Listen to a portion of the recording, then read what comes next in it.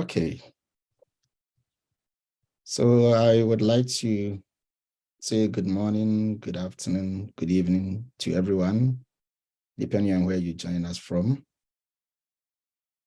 Alors, je souhaiterais dire un bonjour, un bon après-midi ou bonsoir à tout un chacun, suivant le lieu où vous vous joignez à nous. I welcome everyone to this event. Donc, bienvenue à tout un chacun à ce temps que nous allons passer ensemble. It is a wonderful day because it is our first program as an organization to be held in French. Donc, c'est un jour important pour nous parce que c'est la toute première fois en tant qu'organisation que nous organisons une activité de ce type en langue française. For the past 5 years, Meet Mentors has been providing several programs for the youth of Africa. Donc, au cours des 5 dernières années, l'organisation Meet Mentor a administré et organisé différents programmes pour les jeunes du continent africain. And our main goal is to be able to help the youth of Africa to grow in 4 key areas of their lives. Donc, notre objectif principal, c'est d'aider en fait les jeunes Africains à croître dans 4 domaines particuliers, 4 domaines précis dans leur vie. And these are the areas of their academic, career, talents, and leadership developments. Donc, il s'agit ici des domaines académiques, professionnels, les domaines qui ont trait à leur talent et aussi leur leadership en tant qu'Africains, jeunes Africains. And so we are excited to see this vision grow to reach the Francophone members of Africa. Et donc, nous sommes contents de pouvoir constater que cette initiative croît et peut aussi toucher les jeunes francophones du continent. We have reached so many people and we are glad that we can grow and expand.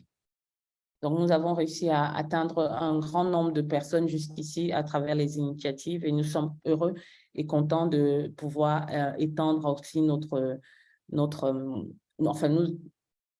de pouvoir nous étendre encore en termes de cibles.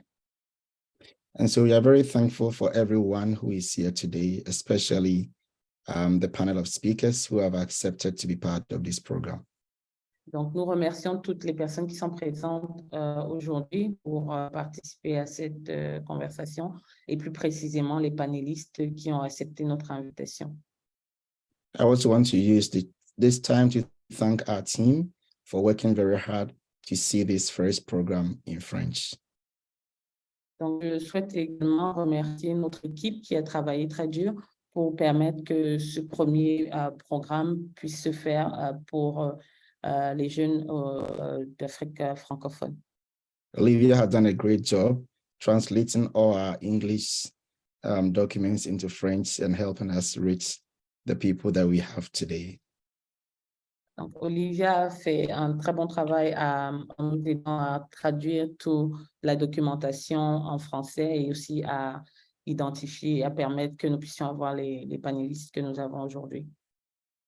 And so in conclusion, I would say that this program has helped a lot of young people. We've had several testimonies from the past. Donc, pour conclure, je souhaiterais dire que ce programme a aidé de nombreux jeunes. On a eu beaucoup de témoignages dans ce sens par le passé. I would like to encourage all the students who are here to really commit to this very well. Et je souhaiterais encourager tous les étudiants qui sont présents dans cette conversation de s'engager avec cette initiative. All the speakers here are very experienced and very knowledgeable in their field of practice. Donc, tous les panélistes qui sont là, présents, sont très expérimentés dans leur domaine d'expertise. And so they are here to share with you golden nuggets from all the years of their education and their professional life. Et ils sont là pour partager avec vous des astuces très importantes qu'ils ont pu accumuler au fil de leurs années d'expérience. And so thank you once again for coming. We wish you all the best. And this is not going to be the first time we're having our program in French. Donc, merci à tout un chacun d'être là. Et je suis très persuadée que ce ne sera pas la seule fois où nous aurons l'opportunité d'avoir une activité en français. Exactly. I mean, it's not going to be the last time we're having our program in French. There'll be more to come in the future. I think I did it in the right way in French. No worries, George. I got Thank you. So thank you very much, everyone. We wish you all the best. And we will be here hoping to understand some of the content that goes on. Donc, merci encore à tout un chacun et je nous souhaite à tous une bonne suite de programmes et nous restons de toute façon en ligne. Thanks a lot, George, for this introduction and also setting the context of our conversation today. Donc, merci à tout un chacun et on remercie Georges d'avoir, à travers son intervention, pu poser le décor de notre discussion aujourd'hui. Donc, nous avons, dans le cadre de notre conversation, 3 panélistes qui vont pouvoir intervenir. Donc, c'est l'opportunité pour moi, dès maintenant, de pouvoir présenter l'un de ces panélistes-là. On a vraiment cet immense honneur-là de pouvoir avoir au milieu de nous le professeur Mamoudou Niane. Le professeur est agrégé des facultés de droit et professeur à l'Université Gaston Berger de Saint-Louis. Il est secrétaire permanent de la Commission de protection des données au Sénégal et il a également été le directeur des affaires juridiques du contentieux et de la conformité de 2016 à 2020 au niveau de la CDP.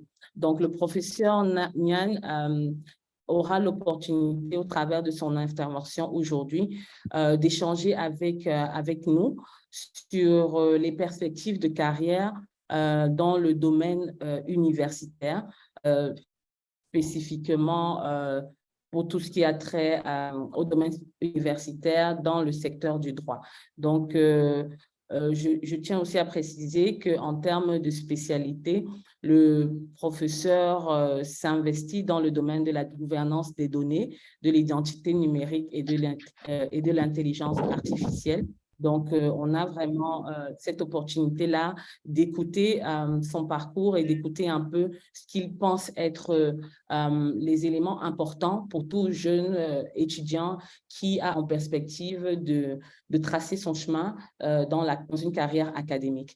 Donc, merci beaucoup, professeur Niane, d'être parmi nous aujourd'hui et je vais vous laisser la parole pour 20 minutes pour partager un peu avec les jeunes qui sont ici présents. Merci, Olivia. Est-ce que le son est bon? Oui, on vous entend très bien. Merci. D'accord, merci beaucoup. Donc, merci, Olivia. Donc, avant de commencer, je voudrais vraiment remercier l'organisation, donc Initiative Explore, d'avoir initié cette rencontre.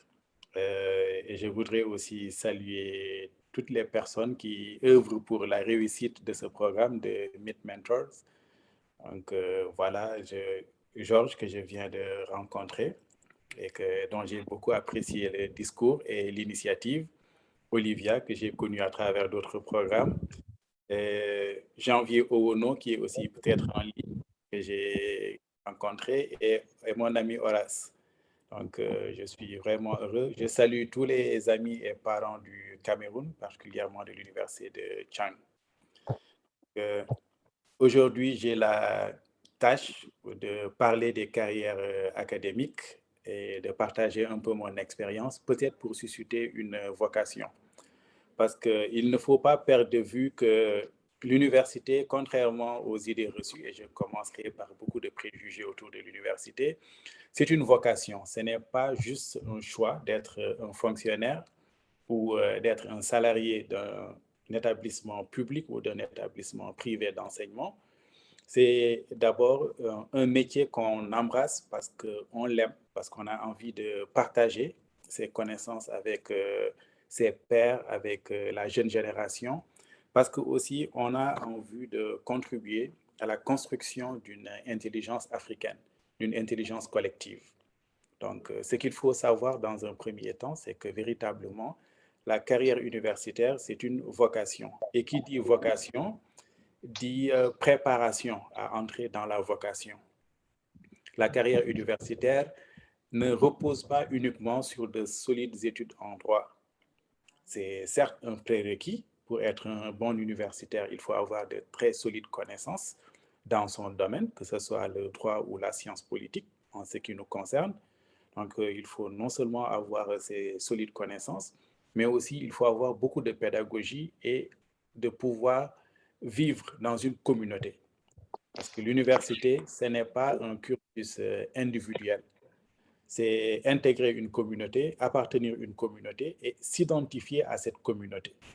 Donc, ce qui me fait dire que si vous voulez être des universitaires, dans un premier temps, il faut y accéder. Ce n'est pas une profession libérale. L'université, c'est un corps de métier qui obéit à une logique d'accès, à une logique de progression de votre carrière et aussi de sortie de la carrière. Donc, ce qui veut dire que pour tous les jeunes chercheurs, les jeunes docteurs ou les jeunes étudiants qui sont en train d'écouter, si vous voulez embrasser la carrière d'universitaire, il faut d'abord remplir les conditions de base qui sont posées. Les conditions de base tiennent à des conditions de diplôme et à des conditions de recrutement. Donc, il faudra avoir notamment un doctorat ou un PhD dans l'un des domaines que vous voulez exercer. Donc, en l'occurrence, en droit ou en sciences politiques, mais aussi il faudrait pouvoir être recruté dans une université publique ou dans une université privée. Ce sont les conditions d'accès. Et quand vous entrez dans le corps, il y a d'autres paramètres dont il faudra tenir compte. Contrairement à la fonction publique générale ou dans les entreprises privées, où l'évolution de la carrière dépend de votre supérieur hiérarchique, dépend d'un système de notation, etc. L'université, c'est l'un des rares métiers où c'est vous qui décidez de l'évolution de votre carrière. Parce qu'en réalité, le CAMES, qui est le Conseil africain et malgache de l'enseignement supérieur, a posé un certain nombre de conditions qui vous permettent d'avancer dans la carrière. Vous entrez en tant qu'assistant, c'est-à-dire chargé de travaux dirigés, maître assistant, maître de conférence ou professeur, et vous êtes appelé à évoluer tout au long de votre carrière. Mais pour évoluer, cela ne dépend pas d'un système de notation, cela ne dépend pas de l'ancienneté, l'évolution aussi ne dépend pas du bon vouloir de votre supérieur hiérarchique. L'évolution dépend de vous, de votre production scientifique. Donc, vous devrez publier, vous devrez enseigner, vous impliquer dans les services à la communauté pour pouvoir monter un dossier et gravir les échelons, c'est-à-dire quitter le rang d'assistant ou le grade d'assistant jusqu'au grade de professeur titulaire des universités, en passant par diverses voies. Et en termes d'évolution aussi, l'université connaît deux modalités d'évolution. Il y a une modalité rapide et une modalité beaucoup plus longue dans la durée, mais il n'existe pas trop de différence entre les deux modalités. La modalité rapide, c'est le concours d'agrégation. On en parle beaucoup, il y a beaucoup d'histoires, beaucoup de mythes, et souvent les agrégés sont regardés autrement, parfois avec exagération, parfois aussi avec le mérite qu'on reconnaît à ce concours qui est quand même assez difficile. Mais tout le monde n'est pas obligé d'être agrégé à l'université. Il y a ce qu'on appelle la voie longue, c'est-à-dire un certain nombre de publications et des inscriptions sur les listes qui sont prévues. Je tiens à le préciser, il n'y a aucune différence du point de vue du traitement salarial, du point de vue du grade entre celui qui est agrégé et celui qui ne l'est pas. Seulement, l'agrégation offre un bonus dans la perspective de votre carrière. C'est un concours qui est organisé tous les 2 ans par les pays membres du CAMES où vous devez subir 3 épreuves. Une première épreuve de qualification où on évalue votre thèse et votre production scientifique avec un débat avec les 7 membres du jury. Et lorsque vous passez cette première épreuve, vous faites la première leçon. La première leçon, vous êtes enfermé dans une bibliothèque pendant 8 heures, vous préparez un sujet et vous exposez durant 30 minutes.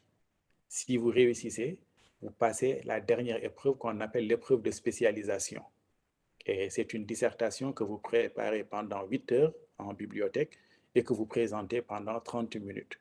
Ce n'est que si vous réussissez ces 3 épreuves, avec la mention bien sûr, que vous êtes déclaré agrégé. Et ça vous permet d'atteindre le grade de maître de conférence. Bon, ça c'est pour la gestion de la carrière, pour les conditions d'accès et pour la gestion de la carrière. Ce qui vous attend en tant qu'universitaire, une fois que vous êtes dans le corps, c'est plusieurs missions. Souvent, on a une idée fausse que l'universitaire se résume à aller en amphithéâtre, dispenser un cours magistral et sortir, ou porter une robe le jour des soutenances de thèse, être membre du jury et ensuite partir. Ce n'est qu'une facette de l'universitaire. L'universitaire, c'est au moins 6 ou 7 tâches qu'on attend de vous quotidiennement et ensemble. La première fonction de l'universitaire, et c'est pour cela que j'insiste beaucoup pour ceux qui veulent embrasser cette carrière, c'est l'enseignement. L'universitaire, c'est quelqu'un qui a l'amour de la transmission de la connaissance. Évidemment, pour transmettre une connaissance, il faudrait en avoir déjà. Ce qui veut dire que tout au long de votre vie, vous êtes obligé de parfaire l'éducation, de l'entretenir, vos connaissances, et d'être toujours dans la formation. L'enseignement représente la facette la plus visible de l'occupation de l'universitaire. Et souvent, on enseigne selon nos spécialités, que ce soit en droit public, en droit privé ou en sciences politiques. Les universitaires ont d'habitude des spécialisations. Le temps ne me donne pas suffisamment de marge pour énumérer toutes les spécialisations, mais il y en a énormément. Donc, droit des affaires, droit pénal, droit public, etc. Et vous êtes appelé à dispenser des enseignements sous forme de cours magistral ou sous forme de travaux dirigés. À côté de l'enseignement, il y a l'évaluation qui accompagne l'enseignement. Une fois que vous avez terminé votre enseignement, il faudra évaluer aussi les étudiants. C'est un travail qui est assez pénible, qui n'est pas très visible. C'est la correction des copies, ce sont les interrogations orales, etc.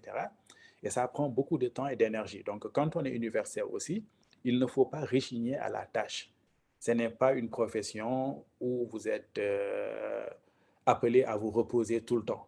Donc, il faut évaluer parce que les étudiants aussi attendent les évaluations pour progresser. Troisième dimension toujours, c'est l'encadrement scientifique. Dans votre rôle d'universitaire, lorsque vous atteignez le grade de professeur, vous devez accompagner les jeunes chercheurs qui sont en devenir et vos futurs collègues. C'est l'encadrement des thèses, c'est l'encadrement des mémoires. Et ça demande aussi beaucoup d'énergie pour encadrer une thèse. C'est une aventure sur la base d'un contrat avec votre doctorant entre 3 et 5 ans, durant lesquels le doctorant est en droit d'attendre de vous les conseils et l'accompagnement nécessaire pour qu'il puisse produire son premier travail scientifique de qualité. Et pour encadrer, naturellement, il faut être à l'aise aussi bien dans les connaissances de base que dans la tâche qui consiste à former un futur scientifique, un futur universitaire. Donc, c'est un accompagnement scientifique, mais aussi c'est un accompagnement social pour former et soutenir votre futur collègue. À côté de l'enseignement, de l'évaluation et de l'encadrement scientifique, l'universitaire, c'est la recherche aussi. Parce que pour progresser dans le contexte universitaire, il faut produire des connaissances.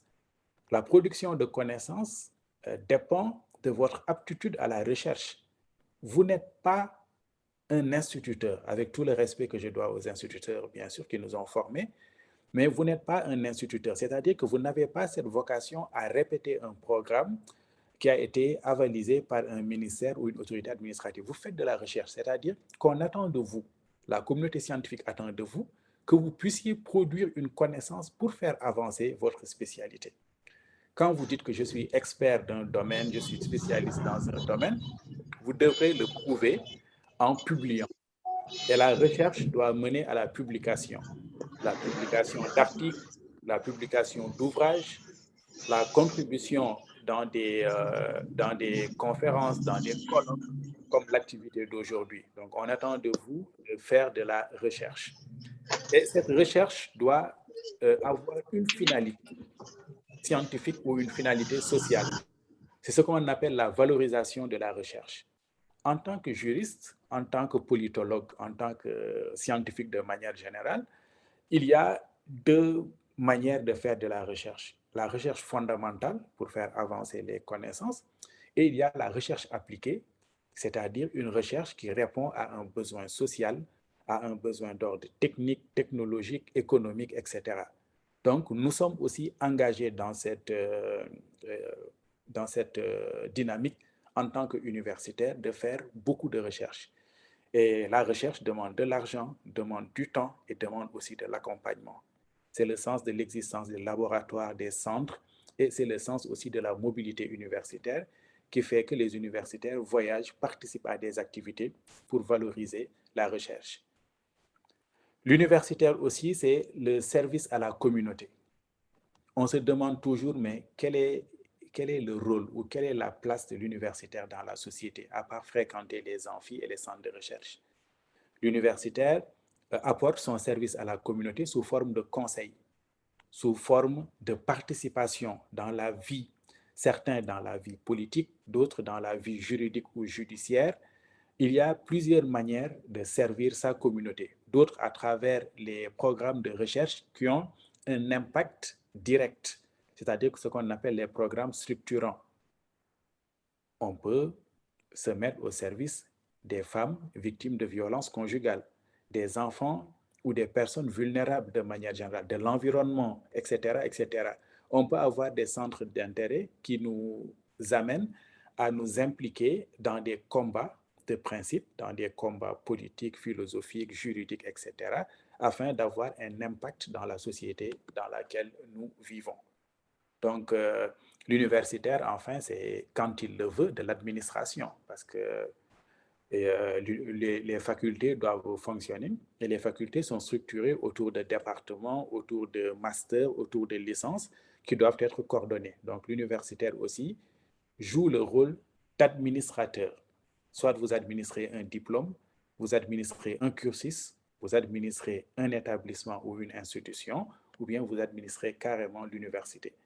Donc, ce ne sont là que des exemples pour vous montrer qu'un universitaire, contrairement aux préjugés, n'est pas simplement celui qui hante les amphithéâtres autour de belles paroles, mais c'est un homme d'action, c'est un homme de réflexion, mais aussi c'est un sage qui doit avoir beaucoup de pondération pour être utile à sa société. Et vous voyez que vous n'avez pas de vie personnelle, en fait, en réalité. Pour être un bon universitaire, il faut faire beaucoup de sacrifices, mais ces sacrifices ne peuvent être assimilés que lorsque vous arrivez à identifier réellement votre rôle. En termes de perspective, l'université offre beaucoup de choses. Donc, comme vous l'avez vu, j'aime pas trop parler de moi, mais comme le mentorat aussi, c'est d'essayer de voir comment on peut être utile aux autres et comment nous, les personnes, nous ont été utiles. L'universitaire aussi, c'est quelqu'un qui peut rester dans l'université et agir autrement. Je suis dans une administration publique en tant que secrétaire permanent après avoir été directeur. Donc, l'universitaire, c'est quelqu'un qui peut offrir ses services à l'administration, à des ONG ou à des initiatives de la société civile, en plus de continuer à enseigner. Parce que les textes qui organisent l'université nous empêchent de conclure un contrat à durée indéterminée avec des structures privées. Sinon, vous êtes en position carrément de disponibilité, c'est-à-dire que vous quittez momentanément l'université. Mais en restant dans l'université, vous pouvez occuper d'autres fonctions qui font que vous partagez vos connaissances ou vos compétences avec d'autres structures.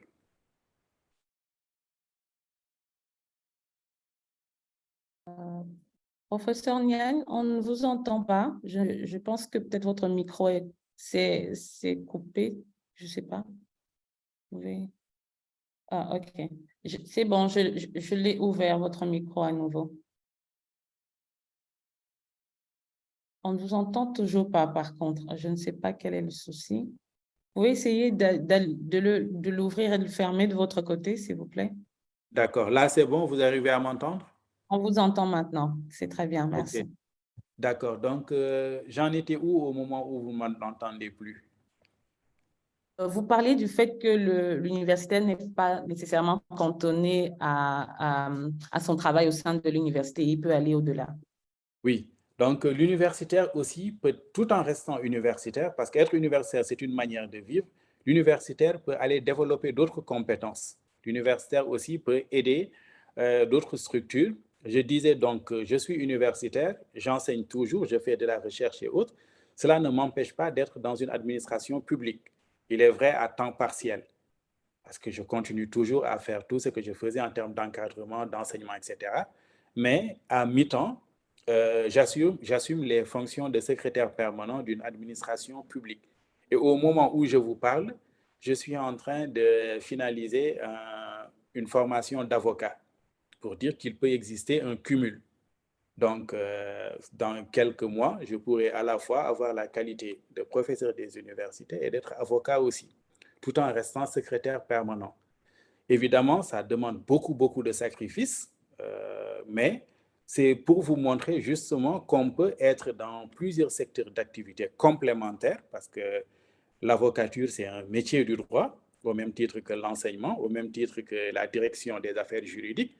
Tout est lié, mais vous changez de profil. Et chaque profil correspond à un niveau d'implication que vous avez.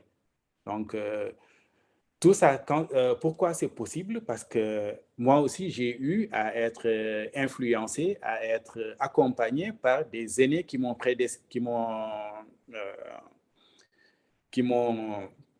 ont été mes prédécesseurs. Voilà, donc ils m'ont guidé, ils m'ont aidé, que ce soit au Cameroun, que ce soit au Sénégal ou en France. La communauté universitaire, c'est une grande famille où on a, je peux citer Madame le professeur Yvette Rachel Calieu, donc avec qui j'ai beaucoup de plaisir de travailler, d'échanger. Et surtout, nous avons pu collaborer aussi dans le cadre des commentaires de Juriscope sur le droit des sûretés. Et comme je peux citer aussi d'autres enseignants, mes camarades de promotion d'agrégation qui sont aujourd'hui un peu partout dans les universités du Cameroun. Donc, nous continuons à échanger, à maintenir des liens, à nous inspirer, parce que c'est ça aussi l'universitaire, c'est être membre d'une famille et continuer à échanger avec les membres de sa famille afin de pouvoir inspirer les générations futures. Donc, il y a beaucoup de préjugés dans le monde universitaire. Il ne faut pas que cela vous décourage. On parle de favoritisme, on parle de partialité des universitaires. On traite les universitaires parfois de sectaires, puisqu'on considère que si vous ne faites pas allégeance aux anciens, vous ne pourrez pas entrer dans la profession ou progresser.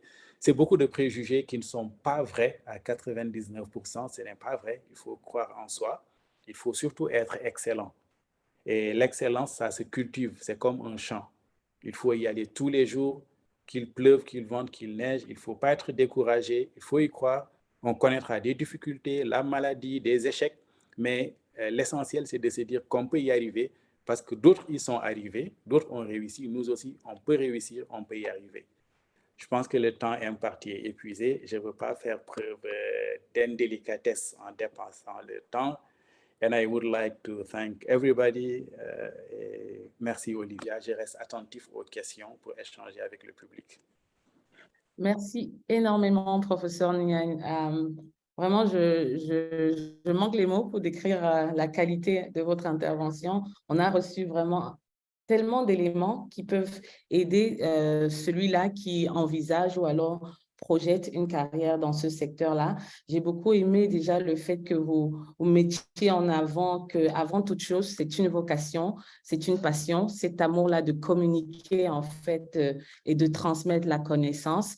Je pense que toutes les personnes ici présentes qui se retrouvent dans ce cadre-là, qui sentent en elles cette passion-là, avec tous les éléments que vous avez mis en avant, peuvent déjà voir comment s'outiller et comment aller vers cette carrière-là pour leur vie professionnelle. J'ai également beaucoup apprécié que vous puissiez mettre aussi en lumière l'importance de ne pas se cantonner ou alors de s'embrigader, mais de voir dans cette profession même la possibilité de parcourir d'autres champs. Je pense que c'est quelque chose qui est important, de se dire qu'on peut être divers, on n'a pas qu'une seule casquette. Et je pense que ce serait intéressant que les jeunes étudiants qui nous écoutent puissent garder aussi cela à l'esprit. Je veux aussi marquer un petit temps d'arrêt pour remercier chaleureusement le président de l'association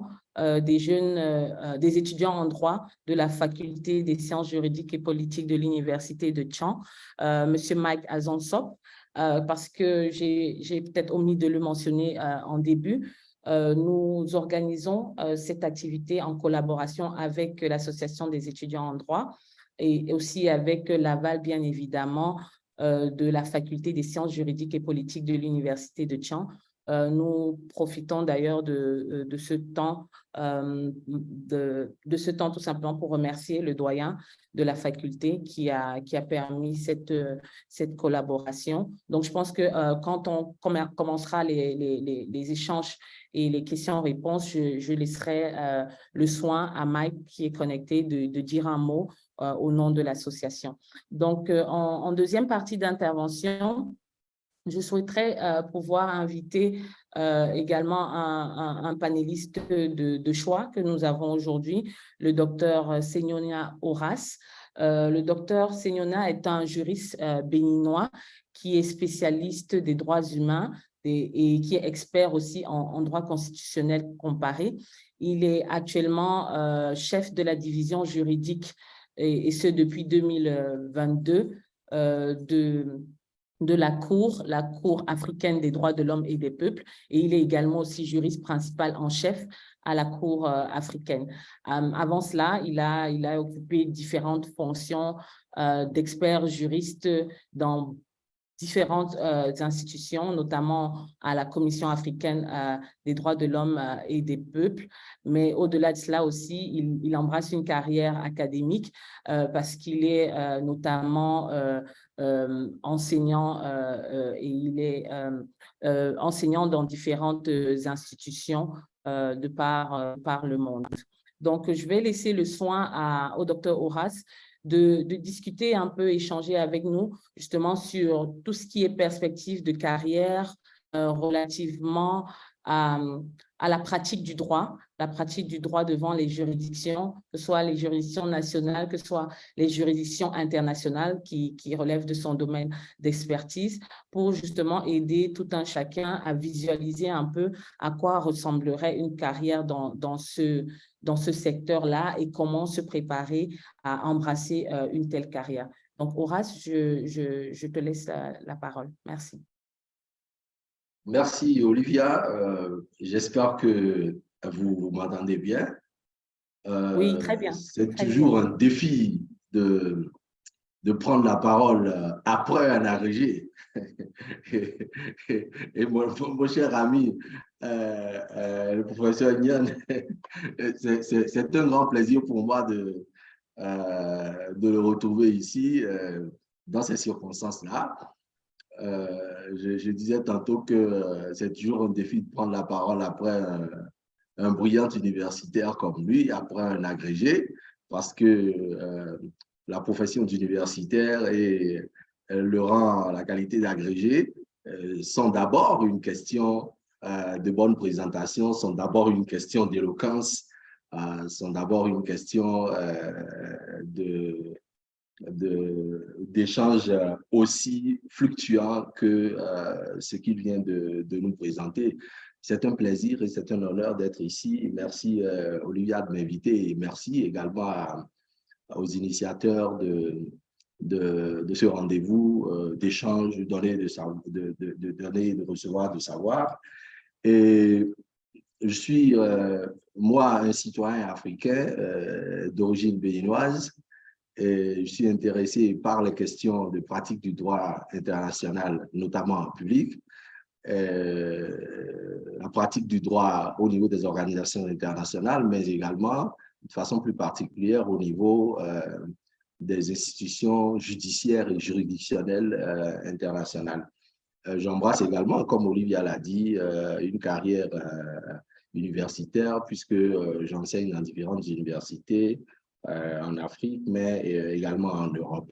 Et quant au sujet qui nous rassemble ici aujourd'hui, je voudrais nous suggérer d'en débattre et d'échanger autour de 5 points principaux. D'abord, que faut-il pour embrasser une carrière de spécialiste du droit international public, de praticien du droit, de fonctionnaire international, de fonctionnaire d'une juridiction internationale ou d'une institution judiciaire ou juridictionnelle internationale.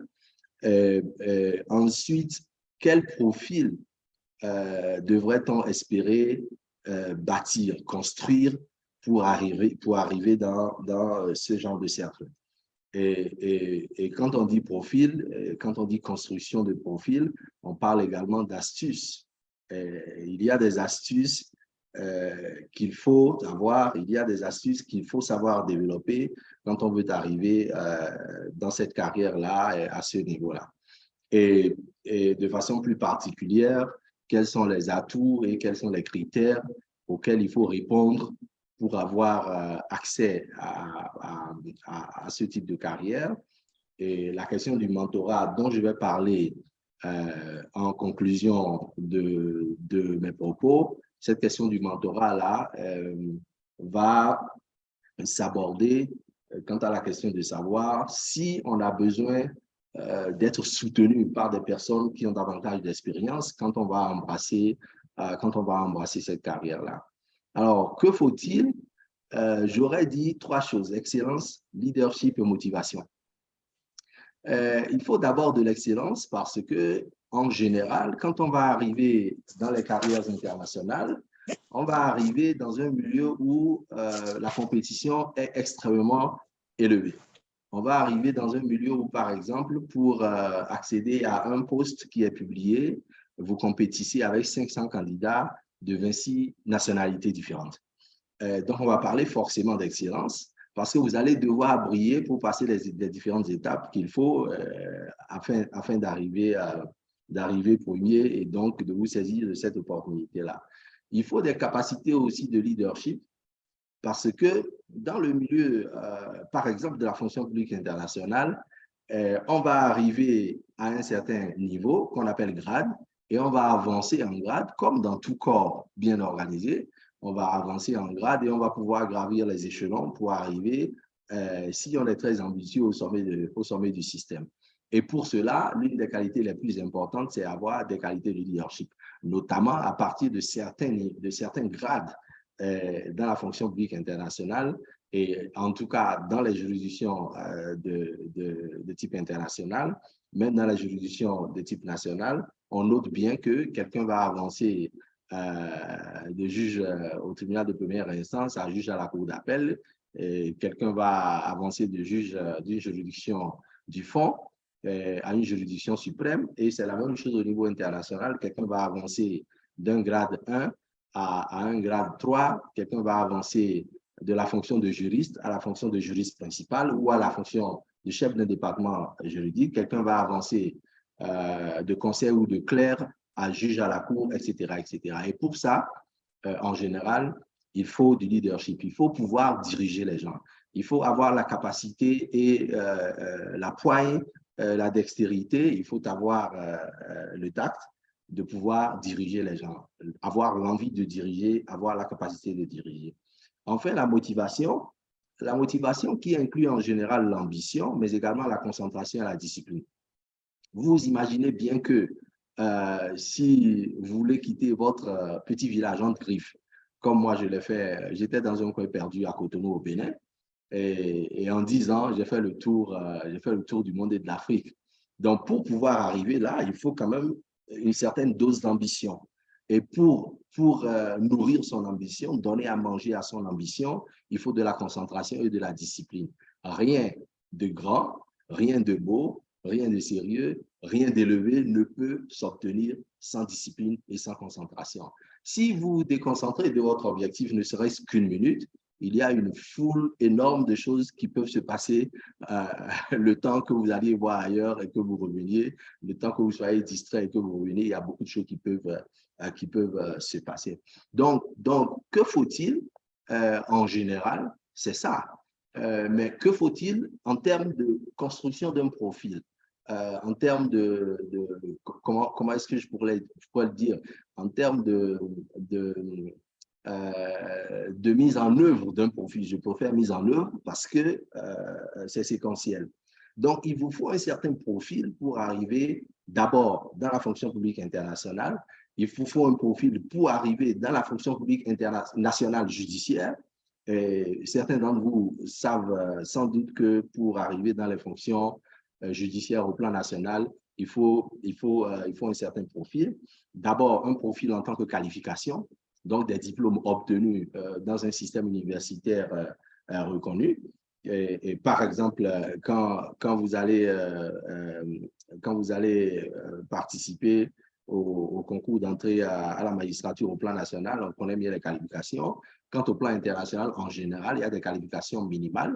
Donc, c'est toujours un bachelor degree qu'on vous demande, sinon un master's degree. Et quand on vous demande un bachelor's degree, c'est-à-dire l'équivalent d'une licence en droit, ou en sociologie, ou en sciences sociales, ou tout autre domaine, on vous demande cette expérience-là, minimum de Bac plus 3 ou Bac plus 4, plus un certain nombre d'expériences professionnelles, d'années d'expérience professionnelle. Alors, en général, dans les juridictions internationales, on vous demande le master. Le master qui peut être un Bac plus 4 ou un Bac plus 5. Et il faut dire ici que dans la fonction publique internationale, que ce soit en Afrique ou au plan global, toute qualification supérieure au master n'est jamais ignorée. Elle compte pour 5 points dans l'échelle de 100, elle compte pour 5 points de plus pour la personne qui détient une qualification. Donc, si par exemple, on demande un master pour un poste et que vous avez un doctorat, vous avez 5 points de plus que tous les autres candidats qui ont le master. Donc, ça, c'est quelque chose qu'il faut dire pour ne pas décourager les personnes qui sont allées plus loin que le master et qui souhaitent embrasser les carrières internationales. Au point de vue de l'expérience, on a la question des grades. Quand on va dans la fonction publique internationale, comme à la fonction publique nationale, on le sait bien, il y a les grades A, il y a les hors classe, il y a les grades B, il y a les C, etc., etc. Dans la fonction publique internationale, on a 2 catégories. On a ce qu'on appelle les G, qui sont les fonctionnaires ou le personnel de soutien, d'appui, donc les secrétaires et autres. Et il y a ce qu'on appelle les P, qui sont les professionnels. Les professionnels, c'est les personnes qui sont détentrices d'une qualification universitaire minimale de licence. Et donc, dans ce grade-là, vous avez différentes catégories, les professionnels au grade 1, les professionnels au grade 2, etc., jusqu'au grade 6. Puis par après, vous avez les professionnels au grade D, qui sont en général les chefs d'agence ou les directeurs d'organes ou d'agences internationales, que ce soit l'Union africaine, la CEDEAO, qui sont les organisations régionales en Amérique, on en a, mais également les organisations, institutions et agences des Nations Unies. À part la qualification et l'expérience, il faut les compétences. Bon, par rapport à l'expérience, selon le grade, on vous demande un certain nombre d'années d'expérience minimum. On commence par 3 ans et on peut aller jusqu'à 15 ans ou 20 ans d'expérience pour les postes de grade D, de directeur. Actuellement, moi, je suis au grade de P4, à l'échelon 10. On passe chaque échelon par an, passé au sein de l'institution. Moi, je suis arrivé à la Cour africaine, par exemple, en 2016, et je suis à l'échelon 10 dans le grade P4 parce que quand je suis arrivé, j'ai fait valoir mon expérience supplémentaire et mes qualifications supplémentaires qui dépassaient celles requises pour le poste, et j'ai fait une demande de reclassement. Et donc, au lieu de me mettre à l'échelon 1 dans le grade, on m'a mis à l'échelon 4 dans le grade. Et donc, en 6 ans, j'ai pu dévaler la totalité des échelons dans mon grade. Et l'année prochaine, en principe, je dois passer au grade de P5, le grade suivant. Alors, donc, on parle de profil, on parle de qualification, on parle d'expérience, mais on parle également de compétences. On parle de compétences. Et en matière de compétences, il y a des éléments clés qu'il faut souligner. Les deux éléments, les deux éléments qui font de vous une personne lettrée et éduquée au XXIe siècle, ce n'est ni le diplôme, ni votre expérience accumulée, ni les qualifications obtenues dans les universités, c'est ce que vous savez faire. Et deux choses prédominent. C'est d'abord la langue et c'est la technologie. Si vous ne connaissez pas les langues et si vous ne connaissez pas la technologie, vous ne serez jamais recruté à aucun poste dans une fonction internationale. En général, il y a par exemple entre 10 à 20 points sur 100 qui sont réservés exclusivement à la question des langues. Comme je l'ai dit tantôt pour les qualifications, si par exemple vous parlez une langue d'une organisation internationale, vous avez 5 sur 100, qui est la note qui est attribuée systématiquement à toutes les personnes qui parlent l'une des langues officielle d'une organisation. Dès que vous parlez plus d'une langue, à chaque langue supplémentaire parlée, vous avez plus 5. Et donc, déjà, dès l'entame, avec, par exemple, des qualifications excédentaires et la maîtrise des langues, moi, par exemple, je suis arrivé avec un tout petit peu de portugais et beaucoup d'anglais et beaucoup de français. Donc, ça a fait que j'ai eu 15 ou 20 points, alors que les autres candidats, en général, n'avaient que 5 points. Donc, ça vous donne une longueur d'avance sur les autres candidats. Enfin, il y a les questions de valeur. Les questions de valeur. Les organisations internationales, c'est les valeurs. C'est d'abord les valeurs. L'Union africaine, c'est des valeurs. La CEDEAO, c'est des valeurs. Les Nations unies, c'est des valeurs. Comme toute institution, ces institutions ont des valeurs et il faut pouvoir comment est-ce qu'on peut dire, acquérir ces valeurs-là. Il faut pouvoir les avoir d'abord avant de venir ou les développer très rapidement. En général, nous savons que les valeurs sont personnelles. Les valeurs sont personnelles. Et c'est pourquoi, j'y viendrai tout à l'heure, il ne faut pas organiser votre carrière à l'emporte-pièce. Et votre carrière doit être organisée de façon coordonnée. Dans la préparation d'une carrière, comme dans la préparation d'une vie, on ne fait pas les choses n'importe comment. On ne fait pas les choses pour les faire. On fait toujours les choses parce qu'on les fait pour un objectif. Ensuite, il y a les questions d'astuces. Il faut définir vos visions. Et c'est ce dont je parlais tantôt. Quand vous allez arriver dans des fonctions qui sont aussi importantes, aussi prestigieuses, aussi spécialisées que celles-là, et où la concurrence est très forte, vous n'allez pas arriver sans développer un certain nombre d'astuces, un certain nombre, comme on dit, de réactions. D'abord, il faut définir votre vision. Il faut toujours définir une vision. Une personne qui n'a pas de vision est comme on dit un ovni. C'est un objet qui va dans tous les sens et qui vogue au gré du vent. Et si vous voguez au gré du vent, vous ne pouvez pas atteindre ces cimes-là qui vous permettent d'arriver dans le milieu de la fonction publique internationale. Et définir sa vision, c'est de dire où est-ce que j'ai l'intention d'aller, où est-ce que je désire aller. Et une fois que vous avez défini votre vision, il faut également faire des choix qui sont coordonnés et qui correspondent à votre vision. Vous ne pouvez pas avoir la vision d'arriver dans un certain milieu et vous comporter d'une façon qui ne vous amène pas dans ce milieu-là. Il faut coordonner vos choix. Par exemple, quand vous choisissez de faire des diplômes, il faut décider de faire tel ou tel autre diplôme selon le cas. Il ne faut pas faire un diplôme parce que vous avez l'opportunité de le faire. Il ne faut pas faire un diplôme parce que vous tombez sur une bourse qui vous permet d'aller faire un diplôme et que vous allez faire un tel diplôme. Je ne dis pas nécessairement qu'il ne faut pas débrancher, et je vais y arriver, les questions de diversification et de spécialisation de carrière. On peut débrancher, mais il faut toujours rester coordonné. Par exemple, si vous avez commencé en droit privé et que vous allez en droit public, il faut faire une coordination. Il ne faut pas sauter en droit public du droit privé sans la connexion, sans la connectivité. On connaît bien les connectivités entre le droit public et le droit privé. Donc, quand vous allez sauter d'une branche à une autre, il vous faut déterminer comment le faire. Bon, moi, par exemple, j'ai fait initialement le droit privé en premier cycle, mais par après, j'ai très rapidement dévié vers le droit public. Je l'ai fait très tôt parce que je ne voulais pas m'encombrer d'une expérience professionnelle qui ne me servirait pas après dans les carrières que j'allais embrasser. Et quand on parle des organisations internationales, quand on parle des organisations juridictionnelles au plan international, on parle d'abord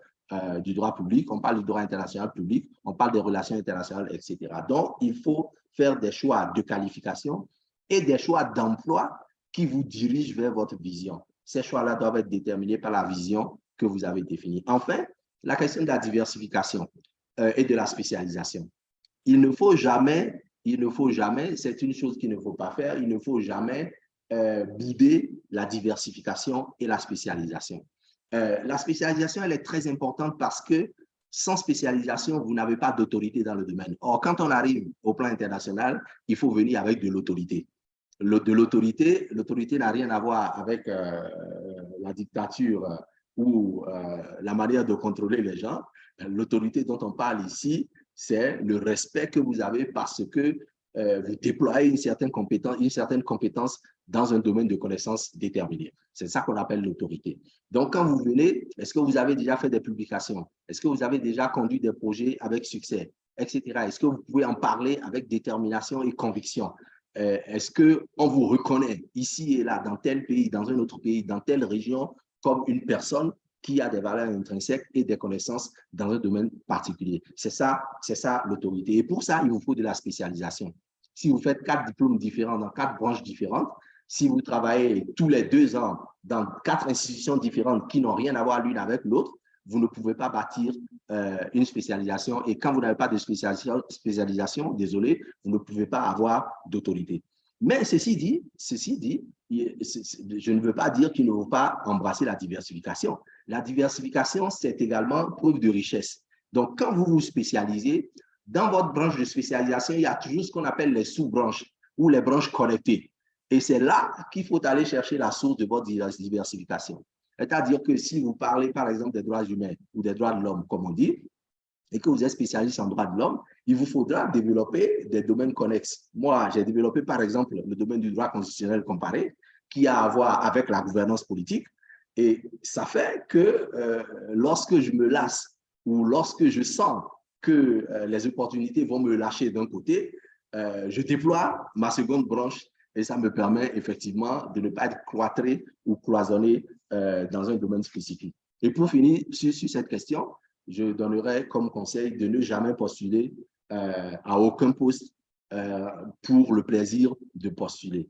Je peux vous dire le nombre spécifique de postes auxquels j'ai postulé en 20 ans de carrière depuis 2001.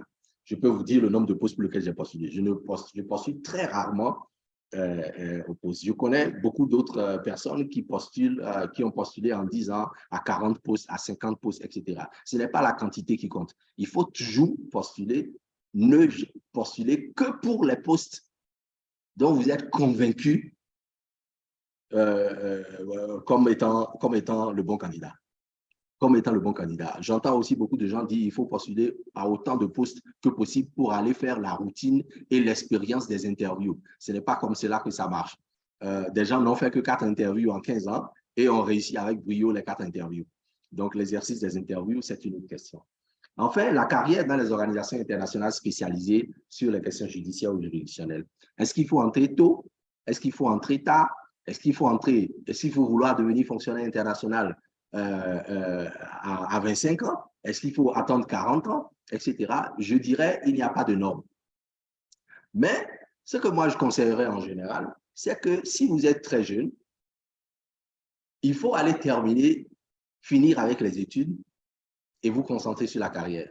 Si vous êtes moins jeune, donc entre 30 à 35 ans, vous pouvez décider d'aller faire une expérience professionnelle et de revenir. Donc, le tout dépend de comment vous voulez agencer votre carrière. Et ça c'est des choix dont on pourra discuter ultérieurement si on a l'occasion d'échanger sous la section des questions-réponses. Une question type qui a toujours défrayé les débats, toujours défrayé la chronique dans les débats sur la carrière, c'est la question de comment on acquiert l'expérience. J'espère qu'on va y revenir pendant les échanges. Comment on acquiert l'expérience? Donc, 15 ans d'expérience, mais comment est-ce qu'on acquiert? 10 ans d'expérience, mais comment est-ce qu'on acquiert? Donc, tout à l'heure, je vous ai dit que depuis 2001, je travaille dans ce domaine et que j'ai 20 ans d'expérience. Vous pouvez vous demander comment j'ai acquis cette expérience. Ce n'était pas du tout facile. Beaucoup de gens parlent des stages. C'est très important, c'est très intéressant.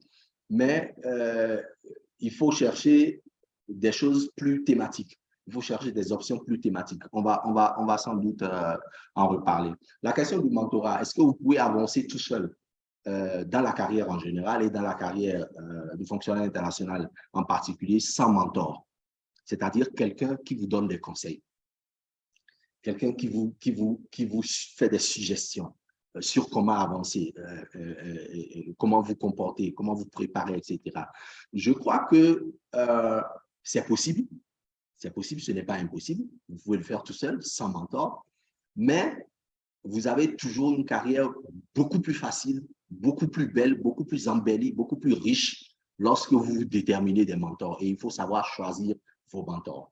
La vérité est que personne n'est jamais expérimenté de naissance.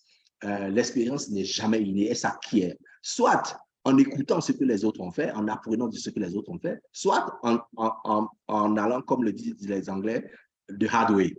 Donc, c'est vous-même en faisant tous les jours, tous les mois et en tombant, etc. J'ai l'habitude de dire que ce n'est pas parce que l'Occident a fait la démocratie en 300 ans que l'Afrique va faire la démocratie en 300 ans. L'Afrique va faire sa démocratie, mais elle va faire une démocratie qui est contextualisée, qui n'est pas forcément tropicalisée, mais qui est contextualisée. Je répète, lorsque les autres ont déjà fait l'expérience pour vous, c'est une perte de temps. C'est une perte de temps d'aller refaire vous-même la même expérience parce que vous voulez la faire par vous-même. C'est là qu'interviennent les mentors. Les mentors vous font gagner du temps. Les mentors vous font gagner du temps. Je peux vous dire que 20 minutes avant le début de cet entretien, j'ai parlé avec l'un de mes mentors, qui est un représentant résident d'une organisation des Nations Unies en Afrique. J'ai parlé avec lui et pendant 20 minutes au téléphone, lui, il m'a parlé et il m'a expliqué comment je devrais réorienter certains de mes choix professionnels si je voulais, si je compte arriver à un certain niveau dans la fonction publique internationale. Moi, je vous parle de 20 ans d'expérience, mais je vous dis que quelqu'un, il y a 20 minutes avant cet échange, m'a conseillé pendant une quinzaine de minutes sur des questions qui sont liées à la carrière. C'est donc qu'on a toujours besoin des mentors. Alors, pour conclure, en général, il est déconseillé, pour des raisons d'humilité, de modestie, il est déconseillé d'utiliser votre propre expérience pour guider les gens. Mais l'expérience qu'on connaît le mieux, c'est sa propre expérience. C'est l'expérience qu'on connaît le mieux. Et si on a du bon, on peut toujours échanger sur ce bon-là. Alors, moi, comme je vous ai dit, je suis fonctionnaire international d'un côté, je suis universitaire de l'autre. Je vais, si Olivia me permet, je vais déposer dans la boîte à échange, je vais déposer le lien vers mon blog. J'ai un blog personnalisé, je vais déposer le lien vers mon blog et pour ceux qui sont intéressés, ils peuvent y faire un tour. Là-bas, vous découvrirez l'entièreté de mon parcours. Moi, je suis de famille très modeste, comme beaucoup d'Africains. Et j'ai étudié en pays francophone d'abord pour mes diplômes initiaux à l'École nationale d'administration au Bénin, à la faculté de droit. J'ai fait 2 masters. Et après, je suis allé dans un milieu anglophone où j'ai repris les études de droit. J'ai fait un master, j'ai fait une thèse de doctorat et j'ai organisé une carrière internationale de spécialiste.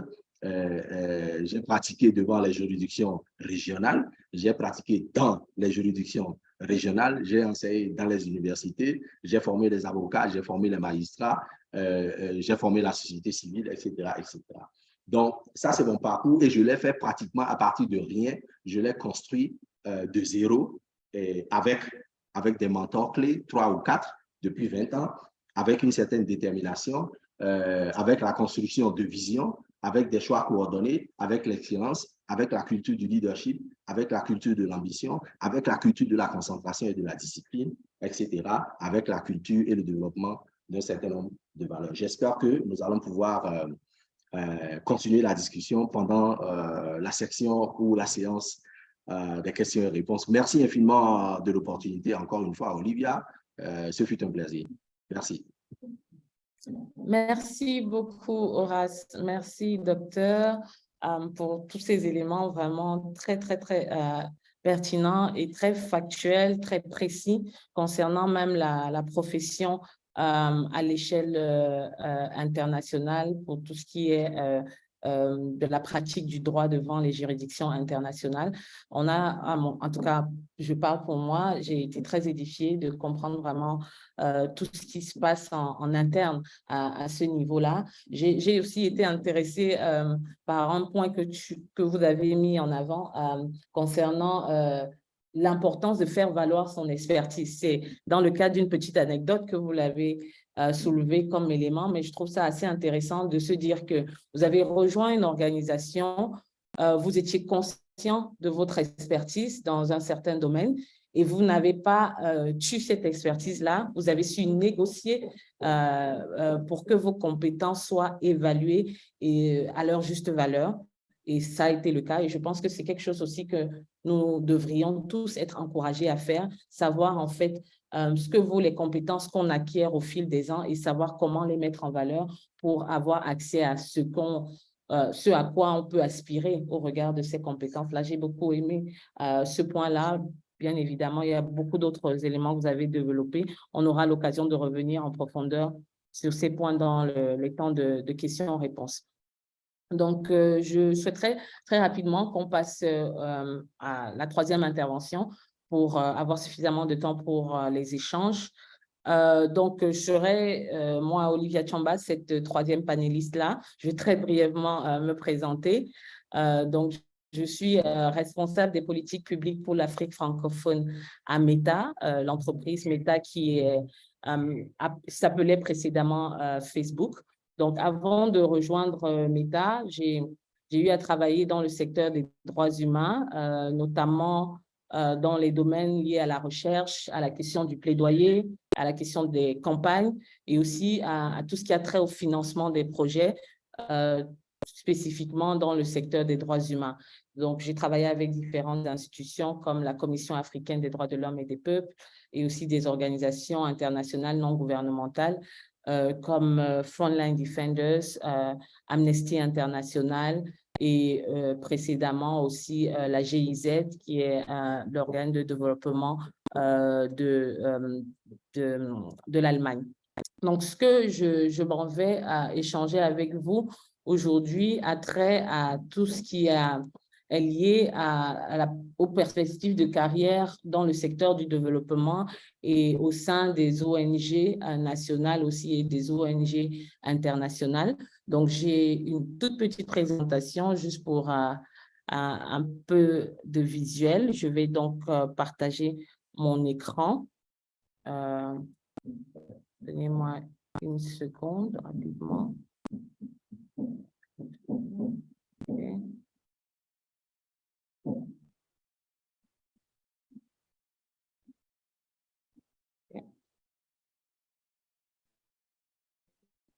Merci.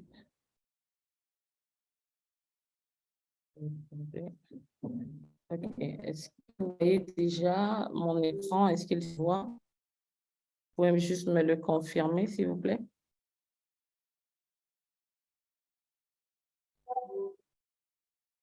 D'accord. OK. Donc, l'idée vraiment pour cet échange, c'est de pouvoir discuter, comme je l'ai dit, des perspectives de carrière dans le secteur du développement. Donc, je mets en avant 4 points, comme vous pouvez le voir à l'écran. 4 points sur lesquels, à mon sens, il faut réfléchir avant de se lancer dans une carrière dans le secteur qui a trait au développement.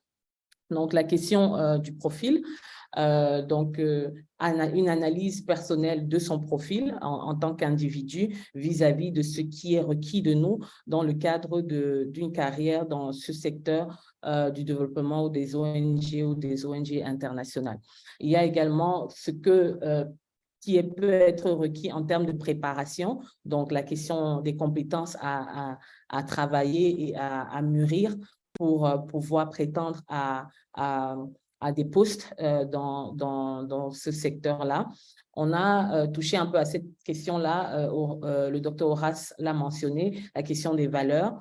Et donc, on va aussi revenir dessus et l'importance pour tout un chacun de faire cet exercice-là, d'identifier quelles sont ces valeurs. Et pour finir, comment accéder donc de manière pratique à ces offres-là, ces opportunités à l'échelle internationale. Donc, on parle de profil et du coup, il est vraiment important, comme on l'a dit, de s'interroger parce que la carrière, c'est quelque chose de personnel. Une carrière professionnelle, elle est personnelle et elle a trait à ce que nous sommes en tant qu'individus. Et donc, il est important pour tout un chacun de réfléchir à ce que c'est que notre profil. Donc, bien comprendre déjà quelle est notre personnalité pour pouvoir effectuer un choix de carrière qui est pertinent au regard de qui nous sommes. Parce que la réalité est que chaque corps de métier, même dans le domaine du droit, possède des particularités qui peuvent être plus adaptées à certains types d'individus qu'à d'autres.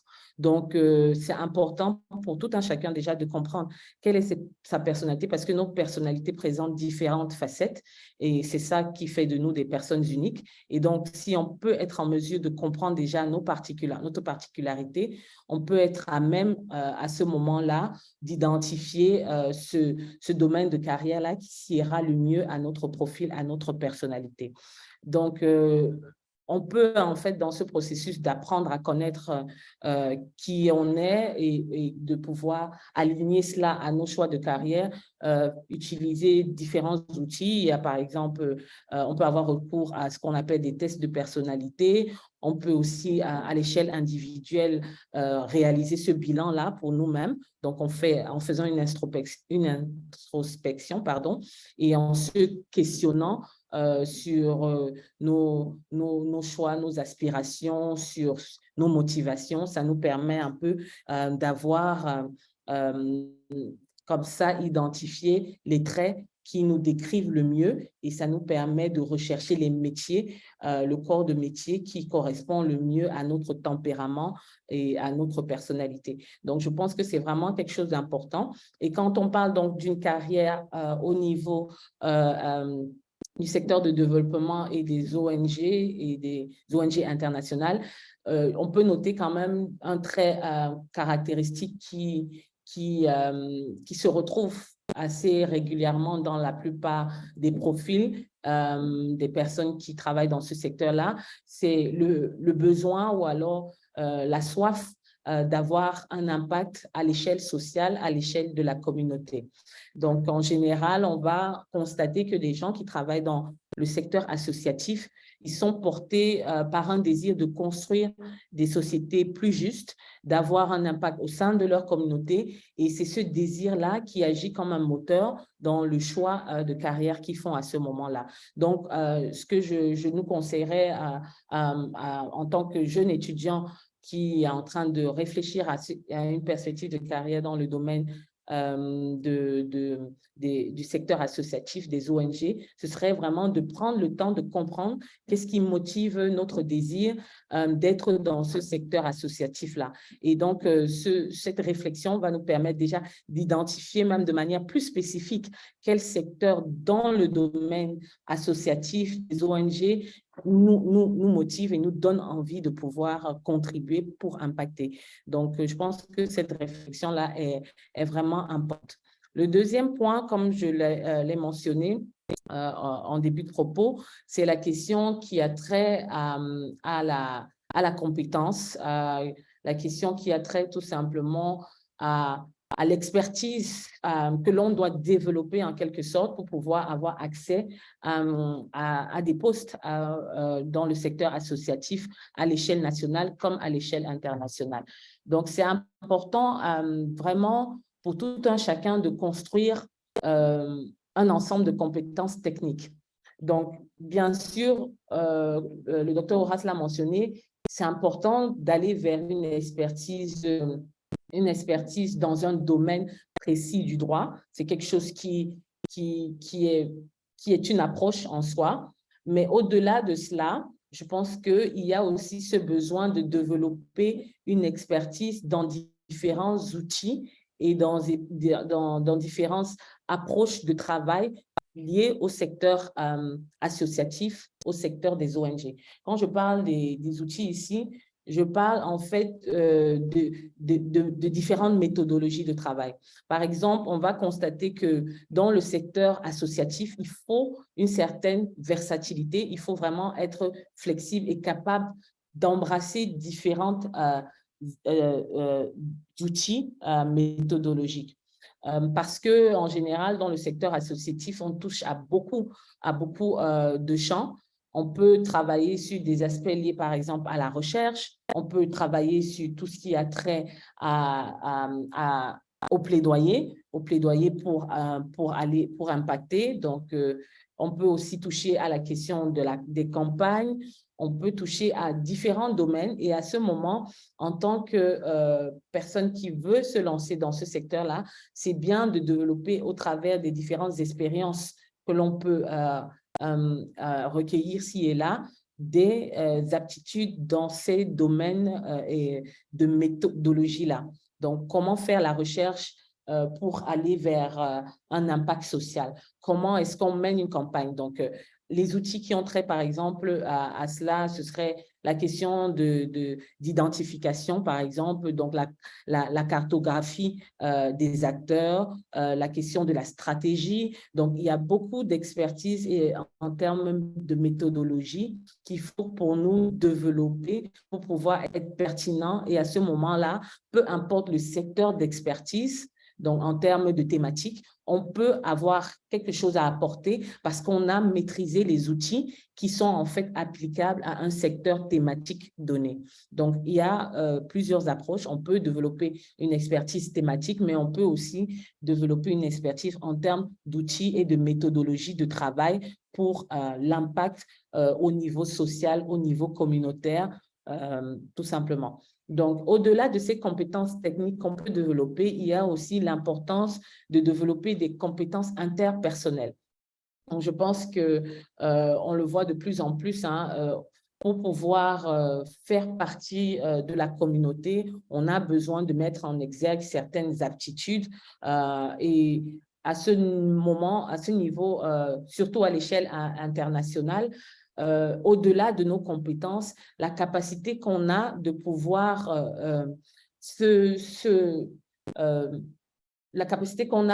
prendre part à un groupe et pouvoir contribuer au sein du groupe d'une manière pertinente et impactante sont vraiment importantes. Donc, on parle ici de tout ce qui a trait, par exemple, à notre savoir-être.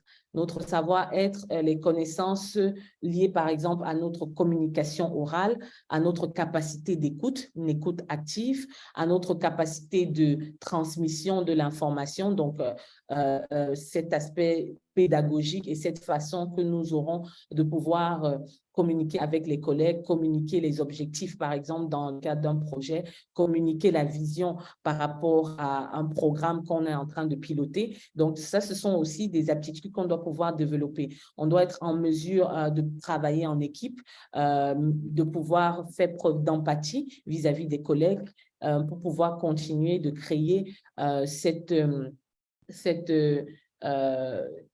ce travail d'équipe-là, en fait, qui va nous permettre d'arriver à plus d'impact. Donc, il y a un ensemble de compétences interpersonnelles qu'il est important pour nous aussi de développer et cela se fait même à l'échelle personnelle et peut tout simplement se refléter dans le monde professionnel, mais ce sont des compétences qu'on peut avoir déjà au quotidien qu'on amène tout simplement dans notre domaine professionnel. Le troisième point, que je veux souligner, c'est tout ce qui a trait comme ça aux valeurs professionnelles. Donc, on avait parlé tantôt de ces valeurs-là. Je pense que le docteur Horace y a touché brièvement, mais je souhaite encore revenir dessus pour mettre en avant le fait que les valeurs professionnelles ont vraiment une importance capitale lorsqu'on souhaite entrer dans le milieu professionnel. Parce qu'en fait, tout simplement, ces valeurs-là, elles sont le reflet des choses qui nous tiennent à cœur et de ces choses-là qu'on veut pouvoir pratiquer au travail. Donc, les valeurs sont, en fait, elles guident notre comportement et elles guident aussi nos choix.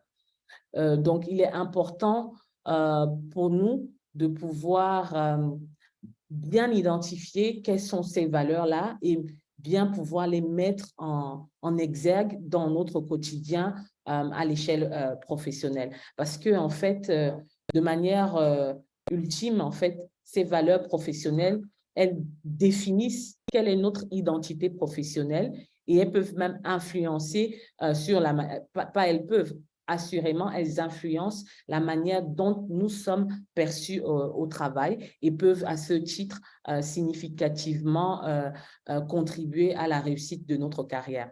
Donc, lorsqu'on explore en fait nos valeurs, on identifie tout simplement les priorités, ce qui nous motive quand on va au travail et ça va nous aider aussi à nous épanouir dans ce domaine. J'ai identifié quelques valeurs qui sont pour moi à échelle personnelle des valeurs importantes et je vais peut-être brosser un tout petit peu les raisons pour lesquelles j'ai listé ces valeurs-là, mais déjà, je veux préciser qu'il est possible, peut-être que certains parmi nous se disent « Ah, mais comment est-ce que je définis mes valeurs? Je ne sais pas quelles sont mes valeurs. » C'est tout simplement un exercice qu'on doit prendre à l'échelle personnelle, une réflexion approfondie, encore une fois, et se poser les bonnes questions. En fait, en général, ces questions sont liées à ce qui pour nous est prioritaire, donc identifier c'est quoi nos priorités, quelles sont nos sources de motivation, et c'est sur la base de ce questionnement-là qu'on peut identifier des valeurs phares qui vont jalonner comme ça notre carrière professionnelle. Donc, j'ai marqué le leadership comme une valeur qui est importante pour moi. Ceci relève de ce que je pense qu'il est important pour nous en tant qu'individus d'aller vers l'impact qu'on peut avoir autour de nous, autour de notre communauté, mais aussi sur les personnes qui sont de manière quotidienne, de manière générale à nos côtés. Donc, le leadership ici, pour moi, c'est une façon, en fait, de motiver et influencer les personnes qui nous entourent de manière positive, bien entendu, et donc de les influencer de manière durable. Donc, pour moi, c'est reconnaître et apprécier les qualités des autres, savoir justement évaluer avec justesse ces qualités des autres et les amener vers tout ce qu'il y a de plus positif et de ce qu'il y a de meilleur en eux. Donc, essayer de tirer comme ça le meilleur pour atteindre un objectif commun, pour atteindre une vision, une mission commune. Et donc, je pense que le leadership, à mon sens, contribue à aller vers l'impact qu'on veut voir se matérialiser dans notre communauté ou dans notre entourage. Au-delà du leadership, une autre valeur que j'ai identifiée, c'est celle qui a trait au respect des autres. Donc, pour moi, il est important d'apprécier les personnes avec qui on travaille, les personnes avec qui on évolue au quotidien. Et l'idée, c'est de pouvoir travailler. Ça peut ne pas venir naturellement pour certains, mais il y a toujours une marge de croissance dans notre capacité à faire preuve de compassion, d'empathie et d'ouverture d'esprit vis-à-vis des personnes avec qui on travaille. Il faut être en mesure, à mon sens, pour créer justement cette dynamique de travail-là qui va aider à aller vers un impact pour la communauté, pour les personnes autour de nous. C'est important justement d'être ouvert d'esprit, de ne pas aller très rapidement dans le jugement, d'être conscient en fait de l'impact de nos gestes, nos paroles vis-à-vis des autres pour éviter les malentendus et aller davantage vers un esprit d'équipe, un esprit de collaboration. Donc, je pense, à mon sens, et c'est d'ailleurs pour ça que cette valeur se retrouve sur cette liste, que le respect des autres amène nécessairement à la confiance et qui contribue à consolider l'esprit d'équipe et la collaboration en équipe, aussi bien sur le plan professionnel, mais même au-delà sur le plan personnel. Et pour finir, comme valeur, j'ai identifié l'intégrité professionnelle. Donc, c'est tout simplement cette capacité-là qu'on a d'être authentique, honnête et avec nos collaborateurs. Donc, donner ce sentiment de fiabilité-là aux personnes avec qui on travaille.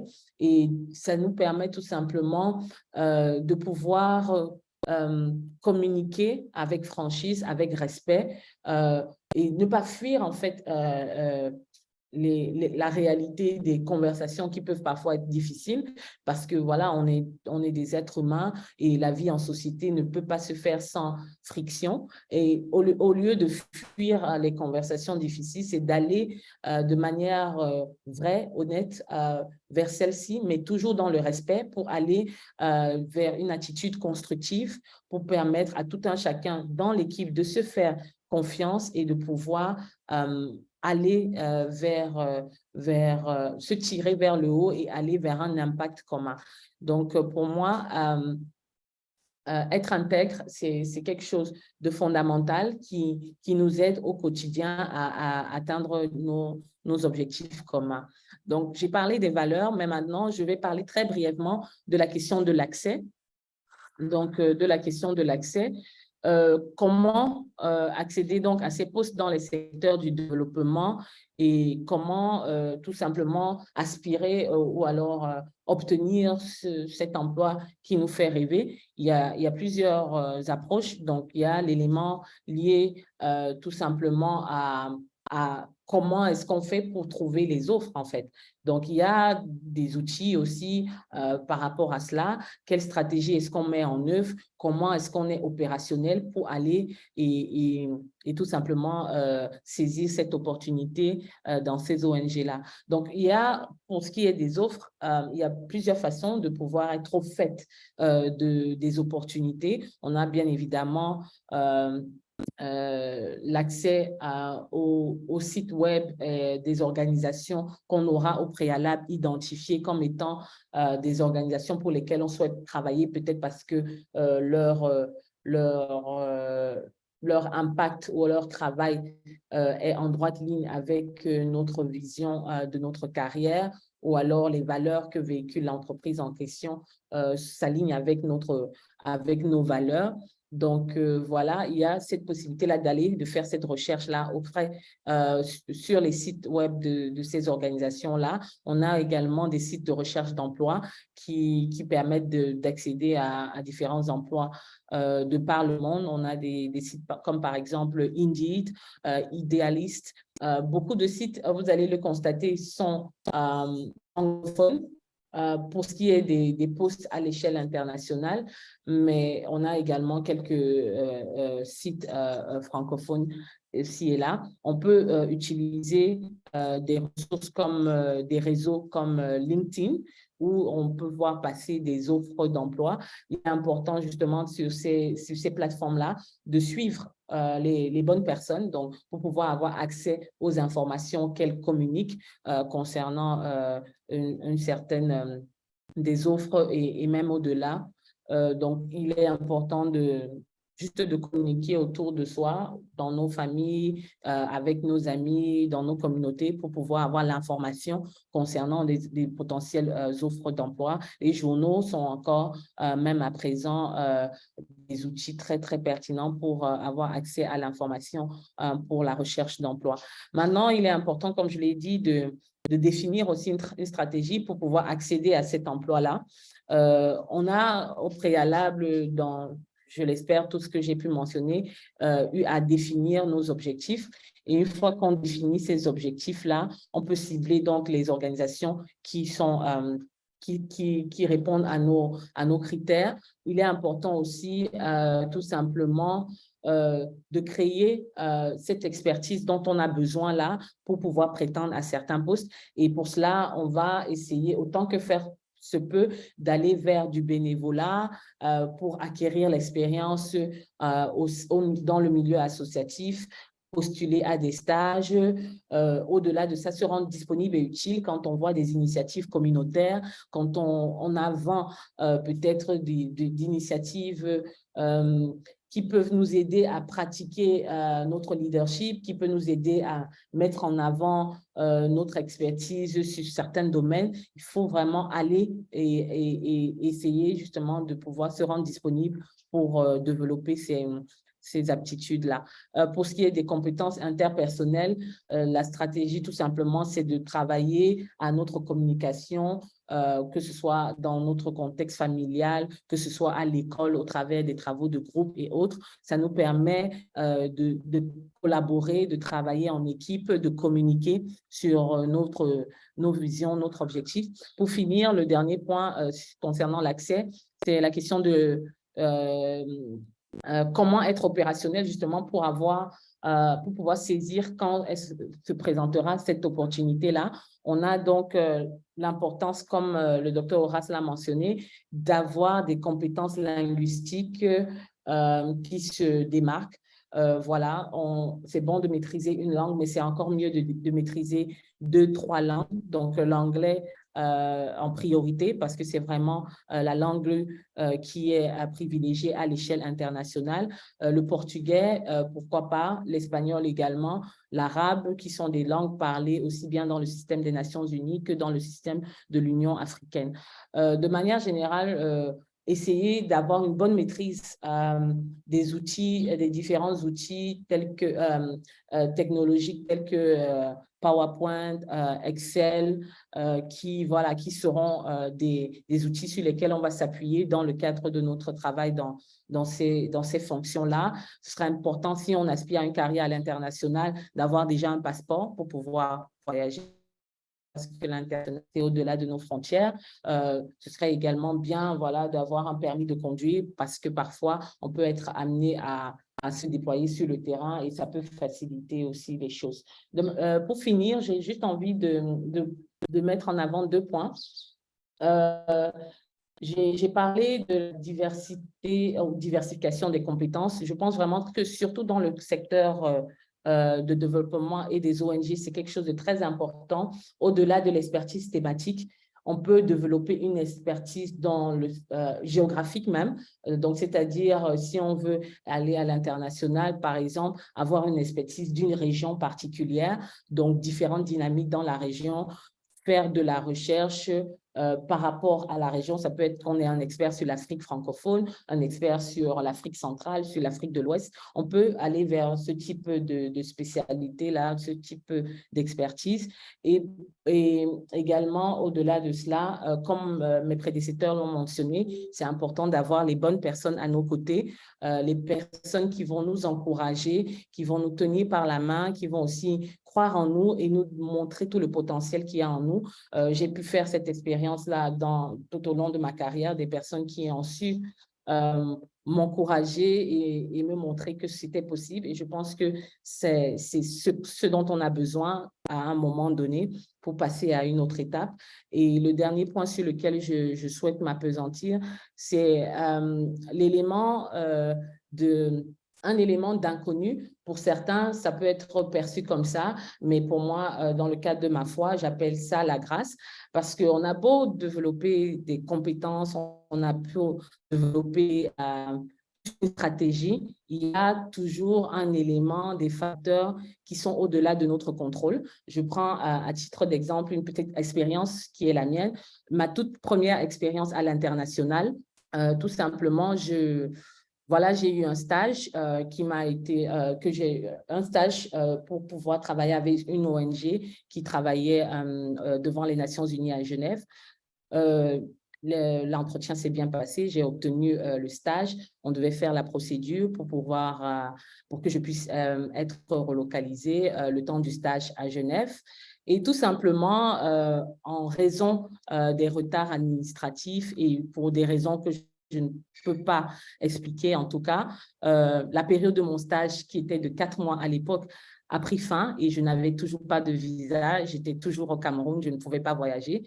Mais on aurait pu penser que cette opportunité me serait passée comme ça sous le nez, mais ce que moi j'appelle la grâce de Dieu est intervenue en ma faveur en ce que ces personnes-là, au-delà de cette proposition de stage, m'ont fait une nouvelle offre de stage pour le même stage et ils m'ont accompagnée dans la procédure administrative pour que je puisse finalement venir à Genève faire ce stage-là. Donc, juste pour mettre en avant le fait que on peut construire un profil, on peut construire une carrière, une stratégie, mais il y a toujours un élément, il y a des éléments qui sont au-dessus de notre contrôle. Et pour moi, c'est à ce moment-là de recommander tout simplement son projet professionnel au Seigneur pour qu'il puisse aussi agir en notre faveur. Donc, c'est un peu ces éléments que je souhaitais partager. Et sur ce, je vais clôturer cette première phase de panel et pouvoir donner l'opportunité à Mike, je ne sais pas s'il est toujours en ligne, de dire peut-être un mot au nom de l'association des étudiants de la faculté juridique et politique de l'Université de Tian. Et ensuite, on va commencer à prendre les questions et réponses à l'endroit des panélistes.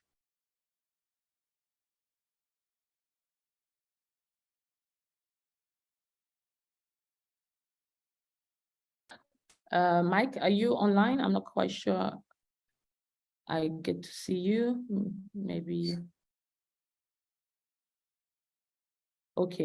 Donc, on va d'abord avancer en attendant peut-être que Mike revienne en ligne, s'il n'est pas là pour le moment. Donc, je vous prie si vous avez une question à poser, vous avez l'opportunité de lever la main. Il y a une petite icône avec un visage avec un sourire là, comme ça, sur la barre devant vous. C'est écrit réaction. Vous cliquez dessus et vous pouvez lever la main pour pouvoir prendre la parole. Donc, est-ce qu'il y a des personnes? Je suis en ligne, je vous écoute parfaitement. Ah, c'est Monsieur Mike? C'est Mike? Oui, c'est Mike, c'est Mike. D'accord, OK. Mike, on vous écoute. Vous avez à peu près 2 minutes pour peut-être dire un mot au nom de l'association avant qu'on ne continue la série de questions-réponses. D'accord, merci. Je tiens d'abord à remercier tous les membres du panéliste qui sont venus de divers horizons pour nous édifier. Sur quoi j'aurais aimé savoir avant de faire mes études en droit. Vraiment, c'était une thématique très enrichissante. It was really a good thematic. It was a good topic that it indeed inspired young Cameroonians, young Africans, and more precisely those from the University of Chang. Though the turnout was not that best, but we hope that in the nearest future, we will have a good number of participants, a good number of students that are connected. As you earlier said, the Student Association is an association where all the students of the Faculty of Law and Political Science of the University of Chang partake. That is, it's an association that once you're a student, once you enroll into the University of Chang and into the faculty, you automatically become a member. So it was so unfortunate that the turnout was not that best, but we think that in the nearest future, when subsequent conferences as this one's will come up, the turnout will be ameliorated. So I thank you so very much for this great initiative, and I can only pray that God continue to empower you, to empower the panelists, and to empower the young ones to grow and participate in this in such great conferences. Thank you so very much. I'm grateful. Thank you a lot, Mike, and thanks for all your great work, your support in organizing this event. You've been upfront in terms of mobilization, and we are very grateful for this collaboration. So I will just open the floor for the question. Donc, je donne l'opportunité, pardon, à tout un chacun. Si vous avez des questions pour les panélistes, n'hésitez surtout pas. On a encore environ 15 minutes pour partager.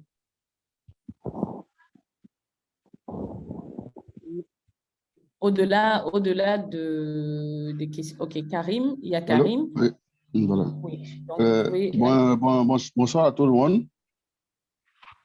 Vous m'entendez? Oui, on vous entend très bien, Karim. Allez-y, posez votre bonsoir question. À tout le monde. Bonsoir à Olivia, bonsoir au professeur et bonsoir au docteur. C'est un réel plaisir pour moi et un honneur pour moi d'écouter tous ces éminentes personnalités. Il faut dire que c'est par coup de chance que j'ai pu avoir accès à cette discussion, puisque je suis de très près Olivia, que j'ai croisé au FFGI 2021 avec Djigemde Rodrigue. Et depuis lors, je ne l'ai plus lâché, je la suis de très près dans ses actions. Et c'est fait qu'aujourd'hui, à 15 minutes d'activité, je suis tombé sur son profil avec le lien et automatiquement, je reçois à tous ceux qui avaient comme activité pour pouvoir vraiment participer au panel. Et je remercie le professeur Nyang. Et ma question, c'est, bon, moi, je suis enseignant des lycées et collèges dans le domaine des télécommunications. Et je suis également le coordinateur d'un réseau de jeunes pour l'éducation et la sensibilisation aux médias sociaux. Et comprenez que c'est de la société civile. Et donc, avec l'avènement des réseaux sociaux, Facebook et sa suite WhatsApp, et sa mauvaise utilisation, nous nous sommes donnés pour mission de prôner une utilisation responsable. Et donc, c'est notre combat quotidien, en plus du combat que nous menons dans l'enseignement aux nouvelles technologies. Ma question, c'est est-ce qu'il y a une chance pour un professeur ou bien un enseignant de lycée et collège de devenir un éminent professeur comme le professeur Nyang, que je viens de rencontrer, vraiment que j'apprécie beaucoup. Vraiment, je l'ai écouté, j'étais vraiment, bon, comment le dire, peut-être dire que j'étais vraiment très impressionné. Voilà, donc ça, c'était ma question pour le professeur. Vraiment vous dire que je suis vraiment comblé, j'ai beaucoup appris. Et vraiment, si j'avais été cette opportunité, je me demandais, bon, quelle allait être vraiment la chance pour moi encore de pouvoir croiser ces éminentes personnalités. Vraiment, merci. Merci à tout le monde. Je souhaiterais vraiment que pour ces gens d'initiatives, si j'ai un lien, Olivia, ça me ferait plaisir de participer. Merci. Merci beaucoup, Karim. Merci de t'être joint à nous pour cette conversation et d'avoir juste sauté sur l'occasion pour pouvoir contribuer. Et je suis vraiment ravie de cela. Je vais peut-être prendre une autre question avant de passer la parole au professeur Niane. Y a-t-il une autre question? Quelqu'un, même contribution et éventuellement, n'hésitez pas.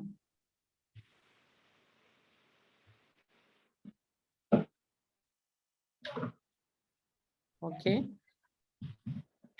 Donc, je vais laisser le soin au professeur Niane de répondre donc à la question qui lui a été adressée. Merci, professeur.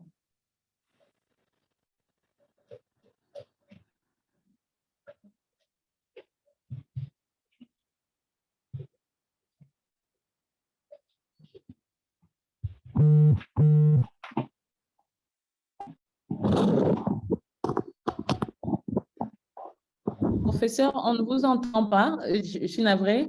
Je pense que vous êtes sur mute. Votre micro est fermé, je pense. Désolée. Non, attendez, d'accord, j'essaie à nouveau. Je ne vous entends toujours pas. Je ne sais pas si les autres parviennent à vous entendre. Non, je ne pense pas. Karim, est-ce que vous entendez le professeur? Maintenant, vous m'entendez? Oui, maintenant on vous entend. Très bien. Ah, d'accord. Allez-y. Ensuite, on va donner la parole à Ngonga qui a levé la main. D'accord. Donc, pour aller rapidement, je disais donc tout le plaisir que j'ai à écouter Karim et je le remercie pour ses mots. Oui, il y a une porte d'entrée. Dans les facultés de droit, il y a souvent ce qu'on appelle la capacité.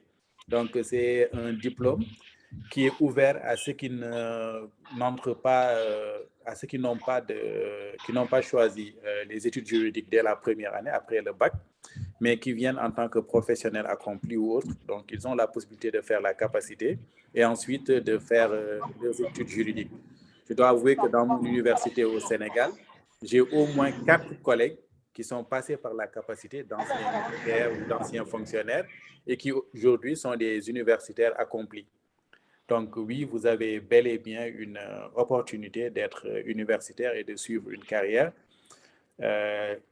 Seulement, il faudra aller vite parce que quand on entre tardivement dans une université, bon, vous n'êtes pas, c'est pas que vous soyez vieux, mais par rapport à ceux qui entrent dès le bac, quand vous entrez tardivement dans l'université, il faut aller vite. Et avec votre motivation, vous avez parfaitement l'opportunité et la chance d'être un universitaire accompli. Merci, professeur. Merci beaucoup. Merci. Je vous en prie. Merci. Merci, professeur Niang. Alors, la deuxième question nous vient de Ngongan. Vous pouvez ouvrir votre micro et poser votre question. Oui, allô? On vous entend. Oui, on vous entend. D'accord, bonsoir. Bonsoir à tous. Bonsoir, professeur. Bonsoir au docteur Séonard également. Oui, en fait, c'est déjà un plaisir d'être parmi vous ce soir. Pour ne pas trop tergiverser, j'ai deux questions. En fait, une seule question, l'autre c'est une appréciation. C'est qui est adressée normalement au docteur, autant pour moi, au docteur Séonard, qui est sur les grades. Sur les grades, il a parlé des grades G et D, si je ne me trompe pas. Les deux grades en question pour ceux qui affronteraient la fonction publique internationale. Si je ne me trompe pas. J'aimerais un peu avoir qui se répète un peu là-dessus, s'il peut mieux nous donner des explications là-dessus, si ça ne dérange pas. Merci. Ça, c'était là. L'autre, c'est juste une appréciation parce que ce que le docteur a dit également, ça concerne non pas seulement le monde de juridique, tant pour moi ou juriste, mais également même tous ceux qui sont dans diverses autres activités, dans divers autres domaines, comme celui des comptables, qui est également le mien, mais qui me retrouve parmi des juristes aujourd'hui. Et ça me plaît bien. Merci beaucoup. Merci. Donc, docteur Horace, vous avez la parole.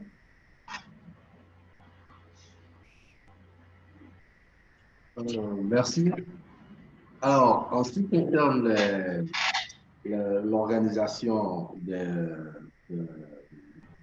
grades, je crois, dans le milieu de la fonction publique internationale, j'ai indiqué tantôt que il y avait en général deux catégories de fonctionnaires. La catégorie des fonctionnaires qu'on appelle les fonctionnaires qui constituent le personnel d'appui et qui est classé dans une catégorie qu'on appelle G, et la catégorie des P, qui est la catégorie des professionnels. Alors, la catégorie des G, les fonctionnaires d'appui, le personnel d'appui, c'est en général les fonctionnaires qui ne sont pas des professionnels du secteur ou du domaine dans lequel intervient l'organisation internationale concernée. Donc, si vous prenez par exemple une juridiction internationale comme la Cour internationale de justice ou comme la Cour interaméricaine des droits de l'homme ou comme la Cour africaine des droits de l'homme, vous aurez par exemple la secrétaire du président de la Cour ou la secrétaire d'un juge à la Cour qui est spécialisé dans ces questions-là et qui n'est pas professionnel de la justice internationale, qui n'est pas professionnel du droit et qui n'est pas spécialisé dans les questions juridiques. Donc, cette personne-là va être fonctionnaire de la Cour, mais va être classée dans une certaine catégorie.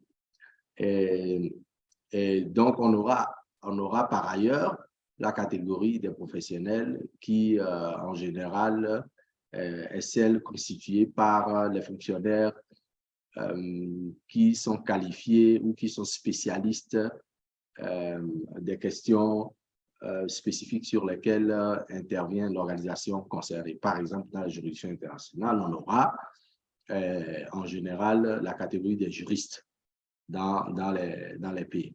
Et donc, dans chaque catégorie, on aura bien entendu différents grades et on aura différents échelons à l'intérieur de ces grades-là. Dans les G, on aura les G1, les G2, etc. Dans les P, on aura les P1, les P2, les P3, etc. La différence va se marquer au niveau, d'une part, de la qualification d'entrée et d'autre part, du nombre d'années d'expérience. Par exemple, dans les P, on va avoir comme dénominateur commun un premier diplôme en droit. En général, c'est le master qui est exigé, mais la licence est également acceptée à condition d'exhiber 3 années d'expérience de plus que ceux qui ont le master. Et comme je l'avais indiqué, ceux qui ont des diplômes supérieurs au master ne sont pas exclus. Par exemple, je peux vous donner l'exemple de la Cour africaine où au département juridique, il y a presque 6 docteurs en droit dans différentes spécialités qui sont des juristes et qui sont à des grades différents. Et donc, quand on va entrer, on va poursuivre sa carrière, on va gravir les échelons et on va passer d'un échelon à un autre. En général, on avance d'un échelon par an et dans un grade, il y a 10 échelons. Et donc, selon comment on avance, on va passer, par exemple, d'un grade P3 à un grade P4 et passer à un grade P5, etc. Mais bien sûr, on peut ne pas suivre le séquencement par gradation. Quelqu'un qui est entré P2, par exemple, 5 ans plus tard peut devenir D. Les catégories D, j'en ai pas parlé, c'est toujours des catégories de professionnels, mais en général des postes de direction. Par exemple, le directeur d'une agence, par exemple, le président de la Cour de la juridiction internationale, par exemple, le greffier d'une cour internationale, etc., etc. Donc voilà un peu comment les choses sont organisées. Bien entendu, la différence est où? La différence est, dans le prestige du poste, parce qu'un poste qui est à P4 ou à P5 est forcément un poste plus important, plus prestigieux, mais qui vient également avec beaucoup plus de responsabilités, désolé, qu'un poste à P1 ou un poste AG. Responsabilité, notamment en termes de supervision, par exemple. Jusqu'à il y a 1 an, moi, j'étais juriste principal en chef au grade P4 et j'avais jusque-là supervisé maximum 3-4 fonctionnaires, notamment des juristes à différents grades. Mais depuis que je suis chef du département juridique, je supervise 16 fonctionnaires, tous des professionnels. Donc, 7 en supervision directe et le reste en supervision indirecte. Donc, les différents grades aussi viennent avec différentes responsabilités et également les avantages liés au poste sont différents selon que on est dans la catégorie des G ou dans la catégorie des P ou selon qu'on est à tel ou à tel autre grade à l'intérieur d'une certaine catégorie. Les salaires varient. Les autres avantages varient, les émoluments, frais médicaux, etc. et autres varient. Voilà un peu ce qu'on peut retenir. Great. Merci beaucoup, Dr. Horace, pour ces clarifications. Je vais peut-être encore laisser le soin pour une dernière question, s'il y en a. Sinon, on va pouvoir clôturer notre échange d'aujourd'hui. Donc, une dernière chance pour quelqu'un de poser une question. OK. Dans ce cas, je vais peut-être donner le soin à Georges s'il a un mot de clôture avant que je ne puisse aussi laisser aussi le soin à nos panélistes de dire un mot peut-être avant qu'on ne se sépare. Oui, Madame Olivia, il y a une dernière question peut-être. OK, d'accord. Allons-y alors rapidement. Alors, j'aimerais savoir, dans l'ordre public international, entre le droit public international et le droit public interne, quelle a une valeur un peu plus élevée dans l'ordre public international? Puisque le professeur parlait tout à l'heure, il a insinué quelque chose à ce point dont je n'ai pas bien saisi. Je vous remercie. Et je pense que la question, on va peut-être l'adresser au docteur Horace, parce que je pense que c'est lui qui a mis en avant le fait que c'est possible de, voilà, les deux secteurs sont possibles pour accéder à la fonction publique internationale, même si le droit public est ce qui est plus communément pratiqué au sein des instances internationales. Mais je vais lui laisser le soin de préciser peut-être. D'accord, je vous remercie. Est-ce que j'ai bien compris que la question est de savoir si, laquelle des deux sphères a prééminence sur l'autre entre la sphère du droit national et la sphère du droit international, et je crois avec une connotation publique. Qu'est-ce que je peux dire à ce sujet? Ça, c'est une question plutôt très technique. C'est une question plutôt très technique. Alors, c'est une question qui a rapport avec les relations entre le droit national et le droit international, qu'il soit privé ou public. Mais en général, beaucoup plus public, parce que ça, c'est dans le domaine de la souveraineté des États, de la façon dont les États regardent le droit international, etc. etc. Alors, le droit national, c'est le droit qui est d'origine intérieure à un État. En général, ce sont les parlements qui sont à l'origine de l'émission ou de la fabrication du droit national. Au contraire, le droit international, c'est celui qui dépasse les frontières d'un État pour s'établir au moins entre deux États bilatérales ou plus, donc multilatéral, etc. Donc, c'est un droit qui a été convenu, le droit international, par plus de deux États, le droit international par plus de deux États, et deux États ou plus qui acceptent que cette norme-là va les régir en tant qu'État. C'est ça le droit international. Donc, la question qu'on va se poser, c'est de savoir, entre le droit qui a été fabriqué par les autorités nationales, qu'elles soient en général, la plupart du temps législatives, mais également exécutives et autres, et le droit qui est fabriqué par, dans les cercles internationaux, quel est celui qui a prééminence sur l'autre? Quel est celui qui est supérieur à l'autre? Ce débat va renvoyer à la constitution des États et au système juridique. Certains pays ou États estiment que le droit national a prééminence sur le droit international et d'autres États estiment le contraire.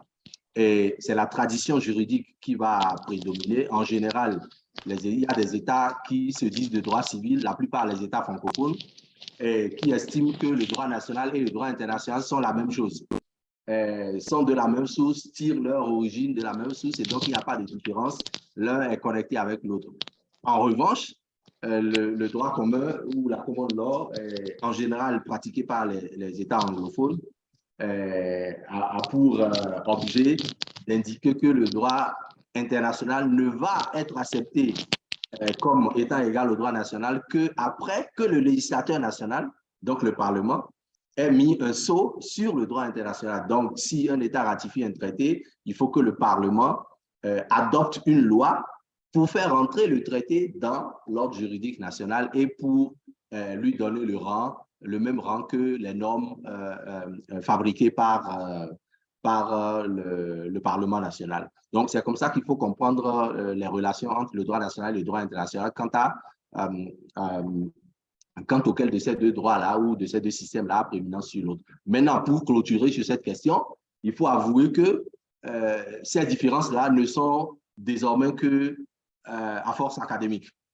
Parce que la plupart du temps, on va noter que des États qui, en général, considèrent que le droit international est au-dessus du droit national réchignent parfois à l'accepter dans la pratique, alors que des États qui sont en général anglophones et qui estiment que le droit national et le droit international sont au même niveau, vont parfois admettre que le droit international est supérieur au droit national. Donc, c'est dans la pratique, notamment diplomatique, notamment dans la pratique politique au plan national, qu'on va déterminer le rang qu'un État spécifique va donner ou accorder au droit national sur le droit international ou vice-versa.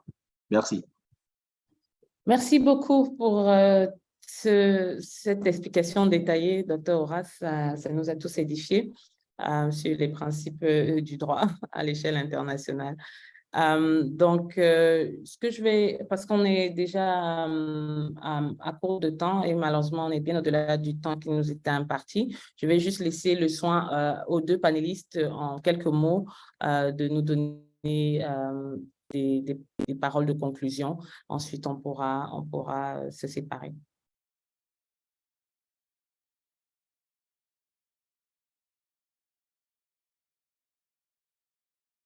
On peut commencer. Le professeur, on ne vous entend pas. Je ne sais pas si vous pouvez à nouveau ouvrir votre micro.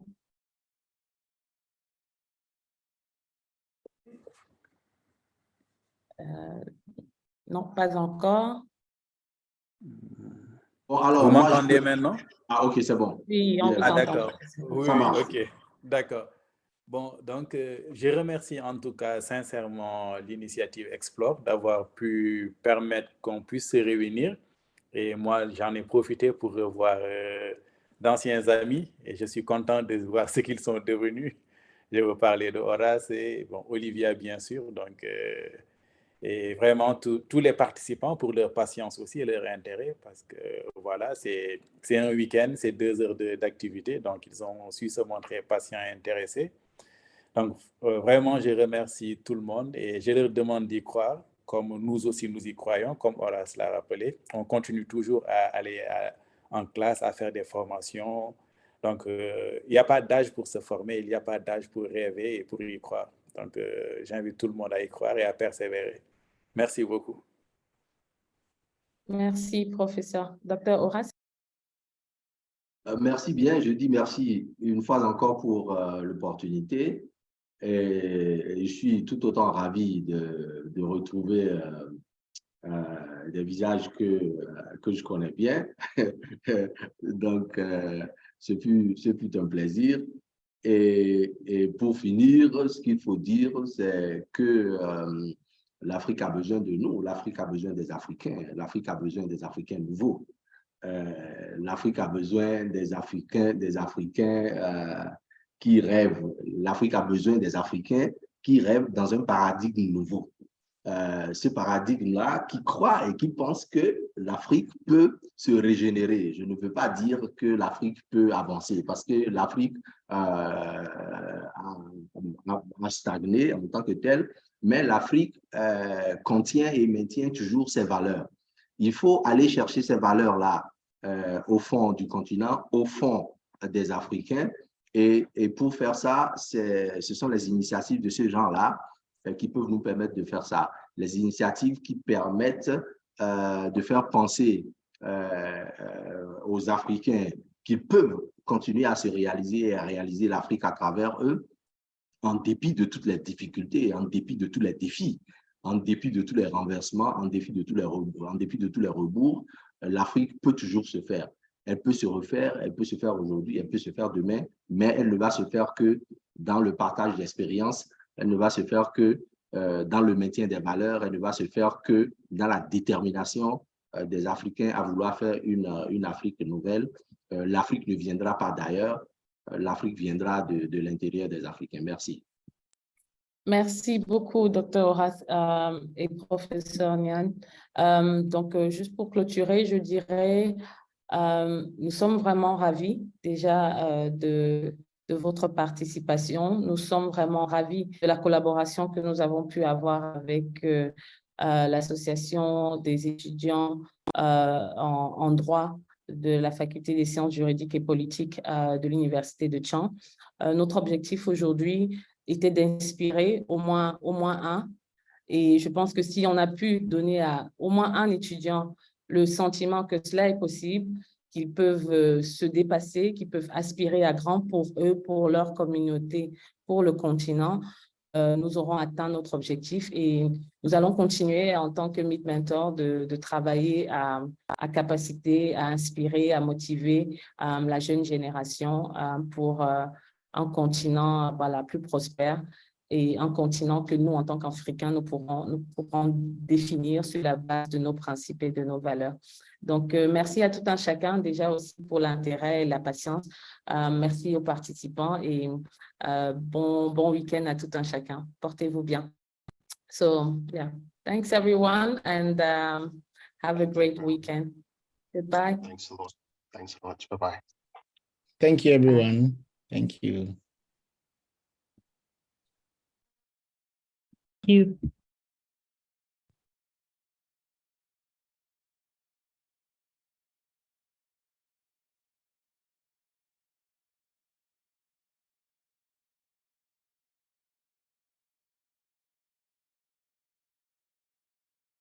Merci